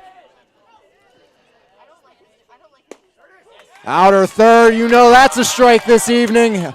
All day, every day, with Mike Doppelauer behind the dish. Cantini way ahead here, 1-2. He loves that outer third strike call, and Belle Vernon got to start protecting against it. Yeah. That's a good pitch to take the other way. Just slap it down the line, try to get a 2-out hit. He's going to have to shorten up here, the 1-2. Holds back on the breaking pitch by Cantini. 2 balls, 2 strikes, 2 outs. Bases loaded, bottom of the 5th. Belle Vernon up 3-2 over Ringgold. You mentioned that there's a lot of room down that right field line. Ashton Ray shaded a little bit more towards right center. You get it over the head of Lessman, watch Sokol fly. That could be a bases clearing hit as there's ball 3 low. Bases loaded, 2 outs, 3-2 count to Evan Morrow. Nowhere to put him. Everybody in motion here, I'm sure. Get the carousel going. Big moment in the game. Can Belle Vernon find insurance here in the 5th? Cantini, the payoff pitch. Morrow in the air, right side. Ashton Ray ranges back. He's under it, puts the squeeze on it. And the Rams strand or leave them loaded as working out of the jam is Cantini. No runs on 1 hit. An error in the inning, and the Leopards leave them loaded. So after 5, your score stays. Belle Vernon 3, Ringgold 2 right here on MVI Live and the Trib Live High School Sports Network. Hey, Jim Shorkey here. Just a reminder, if you haven't signed up for the Goal Achiever Challenge yet, please do right now. Don't procrastinate. Jump right on this. Just do it. Get it done. Let's go. Let's go. Let's go. Let's go. So make sure you sign up for the Goal Achiever Challenge and check out Jim Shorkey's Pragmatist podcast. To check out that podcast and for more information, visit resultsfromthinking.com. Back here on MVI Live and the Trib Live High School Sports Network. Alex Lyons, Jeremy Salou with you for this thriller thus far. 2 runs in the first for the Ringgold Rams, 3 in the 4th for Belle Vernon, and that's all she wrote here this evening from the John D. Virgilio Sports Complex, home of the Leopards. Only 7 combined hits so far. 2 big errors for the Rams, though. The last inning didn't cost them, but the missed fly ball earlier on in the 4th inning by Andrew Sprinkle is a big one. And now we have Bamford coming out, got 19 pitches to go. And see if he could get at least one more full inning here. And you got the heart of the order coming up, 3, 4, 5. Yeah, that'd be huge. Even if you can get Bamford to throw 1 batter in the 7th, that would be outstanding, because I think a couple of arms going down to loosen. Or maybe they're just running some poles here.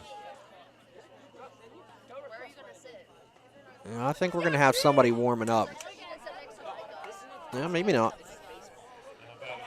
I mean, I'm sure somebody somewhere has been warming up. And no matter what, you have some time after this half inning to warm up while Belle Vernon's batting. It is going to be Hunter Mamie, Cantini, and Lessman due up. Mimi, 1 for 2, and RBI are unscored. First pitch swinging in the air, left side towards the gap. Both outfielders on the run, and it's going to be Adam LeCourt tracking it down. And that's perfect for Bamford. 1 pitch, 1 out. Yeah, Mamie gave it a ride. He got that first pitch fastball. He liked it and just got under it a little bit too much. Drove it out to there to the left center field gap, and LeCart was able to get under it. First pitch to Cantini, swing and a miss, strike one. Bamford has struck out 8 here in this one. The 0-1 offering. Swing and a miss, strike 2 to Cantini. It looks like Bamford ain't wasting time. Matty B wants to come out for the next inning as well, and I see no reason why if he can get the inning over within the next couple pitches. And that's going to help. Swing and a miss. There's number 9 for the right-hander. Sitting at 85 pitches now. Unofficial, of course, but Uh, I have 85. As long as we're not counting pickoff throws here, too. And which I'm kind of surprised they don't count those as pitches. You could throw 100 pickoff throws. It's almost the same distance. You know, I mean, you wear down that way too, right? Oh, absolutely. As Bamford looks like he's full of energy with that one, blowing it by the first baseman, Lessman.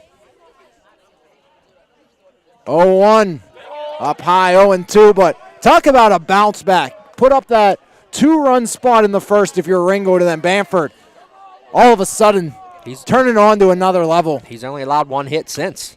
In the air, left side. LeCart tracking it, slipped, gets his footing back, puts the squeeze, and Bamford will now have a chance to go the distance with a quick 1-2-3 inning. 6-pitch inning.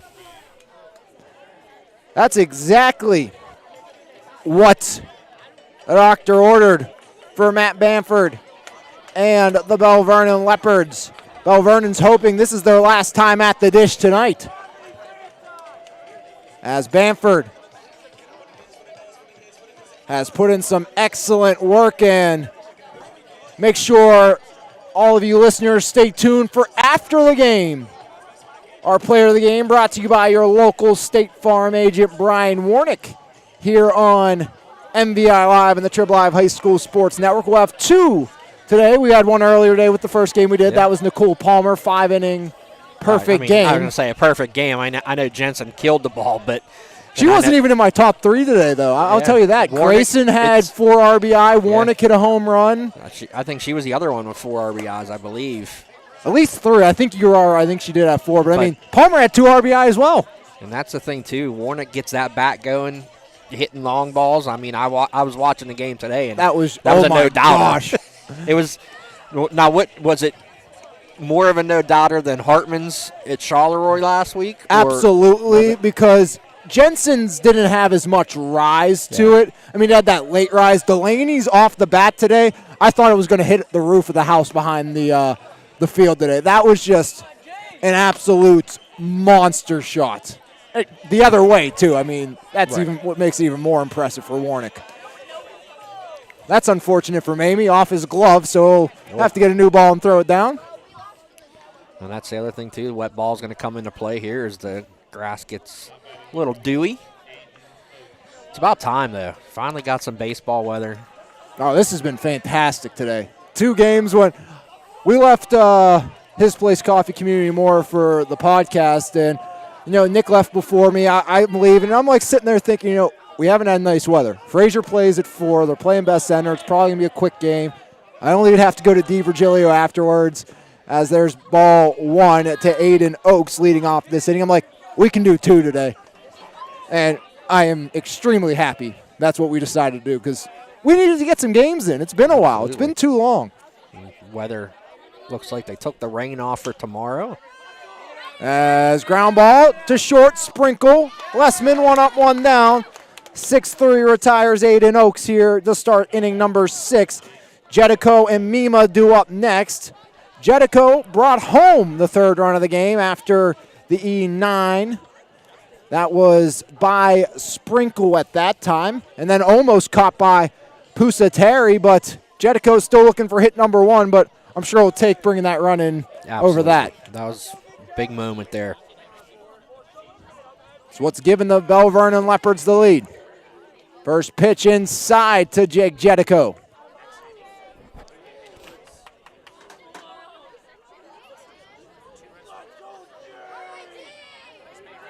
1 ball, no strikes, 1 out.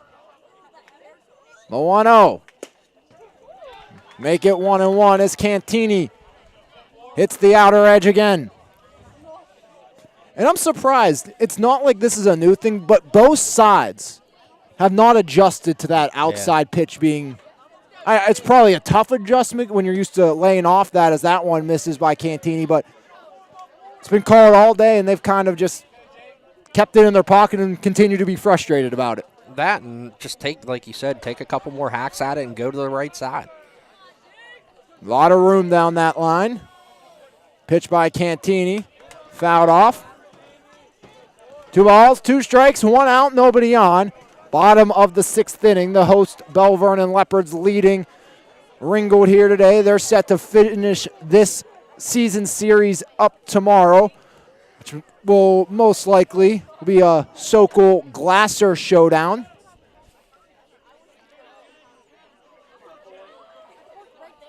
Two. Strike 3 looking on the breaking ball, and Jetico set down by Cantini.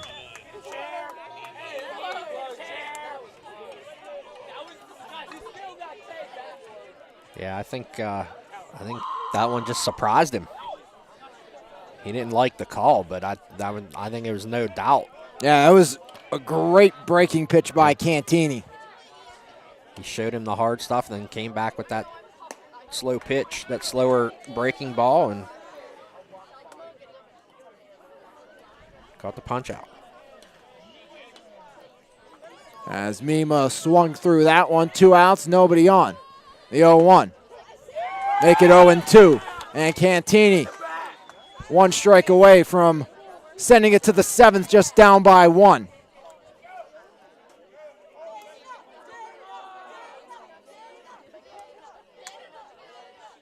The 0-2. Strike 3 looking on the outer third again. Back-to-back punch-outs by Cantini. 1, 2, 3 go the Leopards in the 7th. 4th strikeout for Cantini. And now the question is, can Ringgold find the bats here against Bamford? Not a long leash due to his pitch count, but he has been absolutely firing darts for the Leopards, and they're just 3 outs away from a much-needed victory. Both teams, Ringgold looking for their first section win. They're at the bottom of the section. Belle Vernon and Greensburg-Salem 1 game out of the basement, both 1-3. LH 2-2, Uniontown 2-1, West Mifflin 3-1, and EF 2-0. EF moved to 3-0, and that was today they played, right? So I forgot to update. They beat Uniontown 2-1 today, so that brought Uniontown back to the pack. And, you look at that for Belle Vernon, though. That's some tough ones. You lose 8-7 to Uniontown in extra innings, 2-1 to Uniontown in your first meeting. Then you beat West Mifflin in one of your 2 meetings, which is big when you see where West Mifflin stands now. I was going to say, everybody there, West Mifflin's the prohibitive favorite in this section. But then they ended up getting swept by Laurel Highlands, so. You never know what's going to happen. As getting the in between 6th and 7th inning stretch, I guess. I guess that's what that is. I always thought you did it in the 5th inning in high school baseball and softball. I think you did, yeah. Ringgold student section's making up their own roles tonight. That's all right. I appreciate the effort coming out, though. You love to see that. As due up the final hopes of the Ringgold Rams, Joe Pusateri, Ashton Ray, Mason Suss barring a pinch hitter, and they are a combined 1 for 6. It was a leadoff double in the 5th by Mason Suss. He was stranded at 3rd. Bamford gets a sign he likes. First pitch home, the wind, and fouled off the umpire as Doppelhauer doesn't even flinch. He's a big guy. It's going to be interesting because if you're Ringgold, you have to know he's coming right at you. He don't have many pitches left, so he's going to come right at you. He wants to get this game over with in less than 10 pitches. He got 11 more now. 0-1 inside, and ducking out of the way is Terry surprised he didn't pull the almost old Jose Tava to drop the elbow, get on base. Yeah, I thought he really. The way he reacted, it looked like he may have thought it hit his jersey. 1-1 by Bamford, 1-2.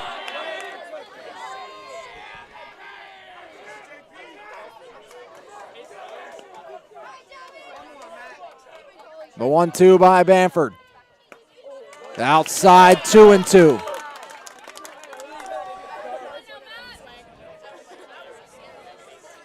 Two balls, two strikes, nobody on, nobody out. Top of the seventh, 3-2, Belle Vernon on top.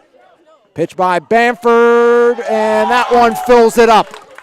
I thought he was, I was waiting for it. Doppelhauer reacted, I thought he was going to pull the string on him. But he did not. Got a full count, and you probably think now Bamford has one more batter. Payoff pitch. Strike three called. That time he rings him up.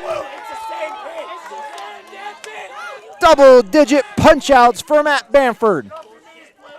Now it's Ashton Ray. How many pitches do you have, Matt Jeremy? I have him for 94. So, what, he can throw 5 here and he go into one more batter. Right. Is more or less what I was looking at.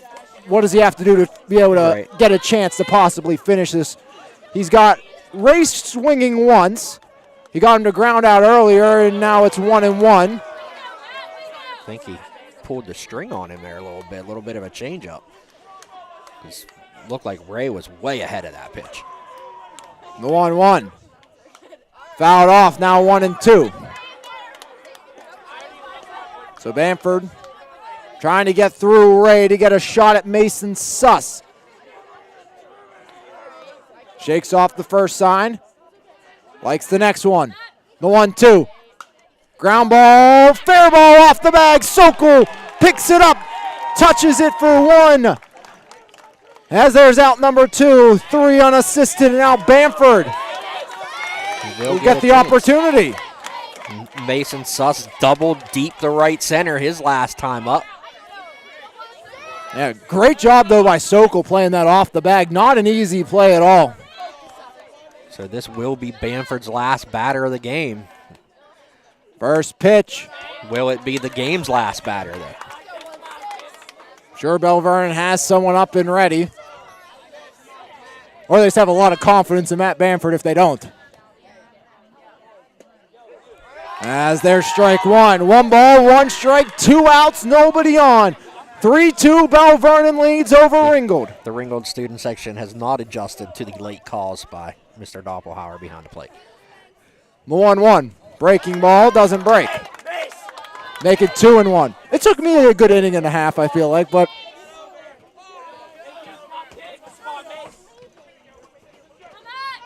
the 2-1 by Bamford to Suss inside, 3-1. And a chance for the tying run to reach here. Mason Suss, 1 for 2. He is the only hit since the first inning for Ringgold. 3-1, swing and a miss on ball 4. And that fills it up. That would have definitely been ball 4. But hey, maybe they gave him the green light. You never know. 3 balls, 2 strikes, 2 outs. Ringgold down to their final strike of the game. The payoff pitch by Bamford. Ball 4 as Suss ducks out of the way, and Matt Bamford will not be able to go the distance. A free pass of Mason Suss. And that will force the hands of the Leopard head coach as the pitch limit has been reached for the right-hander. Yeah, great outing there by Matt Bamford. Again, only 1 hit since the first inning. 104 total pitches now. Got to give it up. We'll see who comes in. This looks like Colton Lee, the lefty. I think, is that a 3, Jeremy? I believe it is. It's definitely a left-hander. It looks like Lee in the flamethrower. We'll look to end it. And the thing is, he can come right back and pitch tomorrow. Chances are he's not going to go 25 pitches here if things end up right. Andrew Sprinkle, a sacrifice bunt and a strikeout today. He's going to try to get things over to Lorenzo Glasser. I was almost wondering, nothing against Suss, he was moving pretty good on the base path earlier today, but if you had any sort of extra speed on the bench with him being the DH, what'd you think about it? Well, you have Mahoney. That's who he's been batting for. So you could plug Mahoney in there. But I think they're going to let him run. And he looked pretty good back in the 6th inning when he was out on the path, as he will get the sophomore left-hander, Lee. Colton Lee looking to come in and get a one-batter save. Again, Bamford will be responsible for Suss at first. But he cannot lose this game now. Colton Lee, last year, shined at times, struggled at times, but kind of what you expect as a freshman.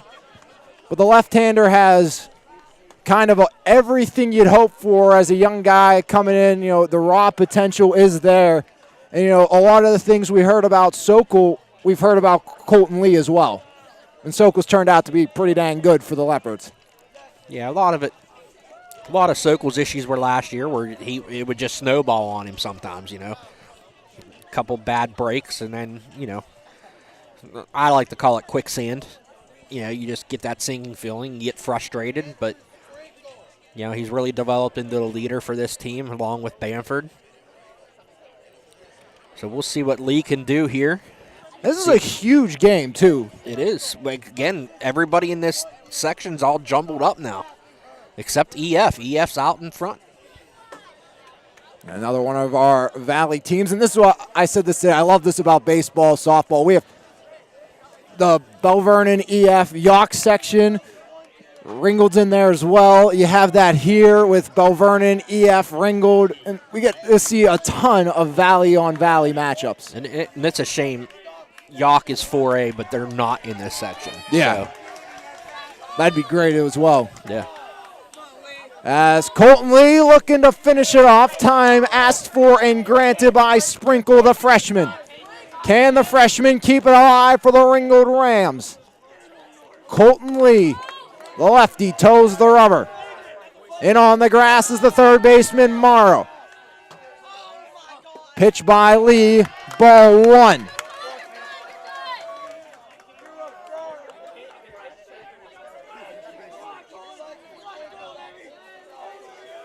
Lee, the lefty at the belt. Pitch home.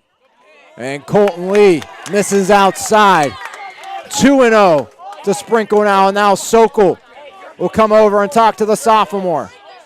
I mean, if you're Sokol, you just tell him, look, that run means, it means something. It is a tying run, but that run's not going to ultimately hurt you. It's the guy at the plate. Work the batter. You got 7 guys behind you. Just go out, pitch to contact. Let them hit the ball and let your defense help you out. The 2-0 by Lee. Inside, 3-0. And this was probably Lee's biggest downfall a season ago, was the control. Yeah, and his warm-ups, he was pounding the zone the whole time. I was sitting here watching him warm up. But, again, Sprinkle gets on base here. You turn it over to the top of the order with 2 men on.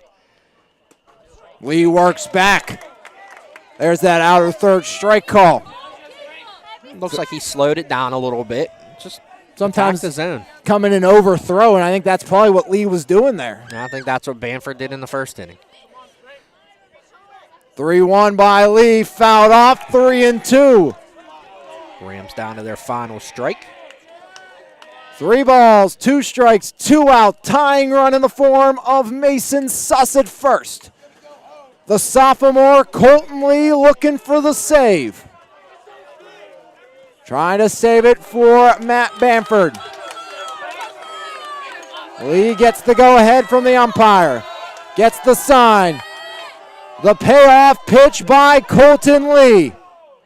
Strike 3 called! Lee gets the save! The Leopards get the win! 3-2 over Ringgold. A strikeout of Sprinkle ends it for Colton Lee.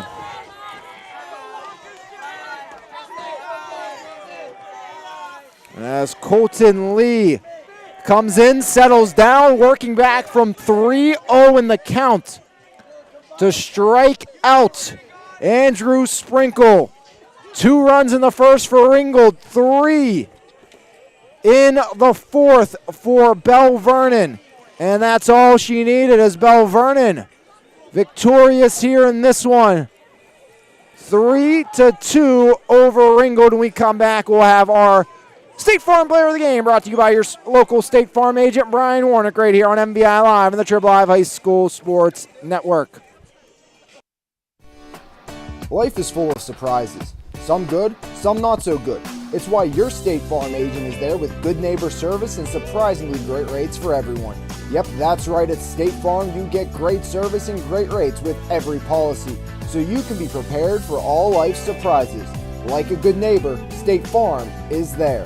When you want the real deal, call State Farm agent Brian Warnick in Perryopolis today at 412-668-0111.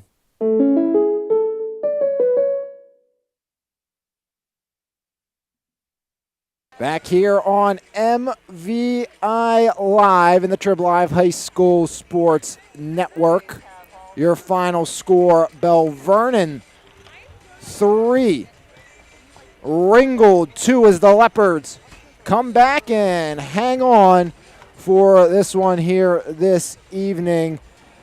As time for your State Farm Player of the Game brought to you by your local State Farm agent, Brian Warnick, here on MVI Live.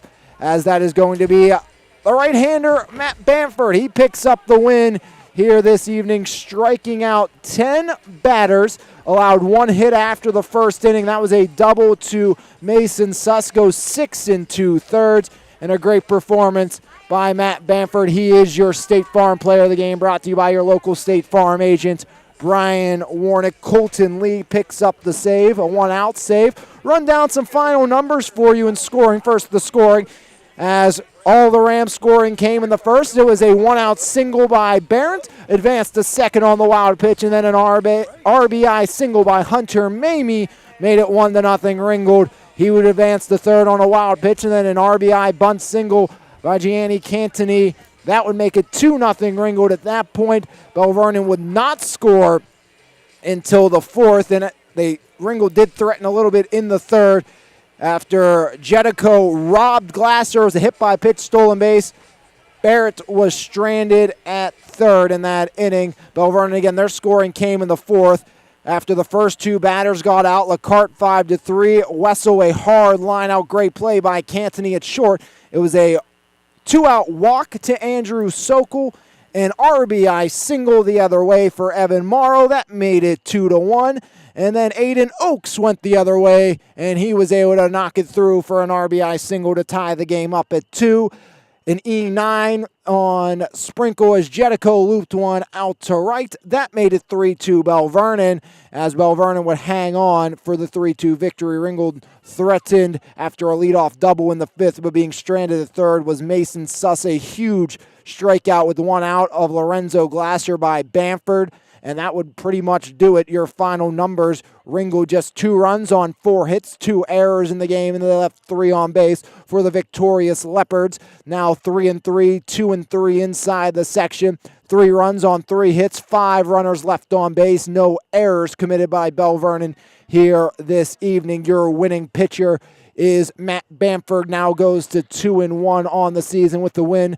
The loss goes to the Ringgold Rams. Ashton Ray, now 0-2 on the year, and the save belongs to the sophomore left-hander Colton Lee as he picks the 1-out strikeout save here this evening. Your final score, Belle Vernon 3, Ringgold 2, in an absolute thriller on MVI Live and the Triple Live High School Sports Network. Appreciate all of you bearing with us today without the graphics. Hopefully we can get that fixed sooner rather than later with the technical issues, but glad we were able to get on the air for a pair of games here this evening and afternoon on MVI Live. So Until next time, tomorrow we'll have more coverage, Belle Vernon fans. We'll have your softball team as they'll take on the Yacht Cougars from on top of Cougar Mountain, so make sure you tune in for that one on MVI Live and the Trib Live High School Sports Network. Your player of the game one more time, Matt Bamford of the Leopards. On behalf of Jeremy Salou, I'm Alex Lyons saying thanks for tuning in. Have a great rest of your Tuesday, everybody. We'll see you on Wednesday for some more softball right here on MVI Live and the Trib Live High School Sports Network.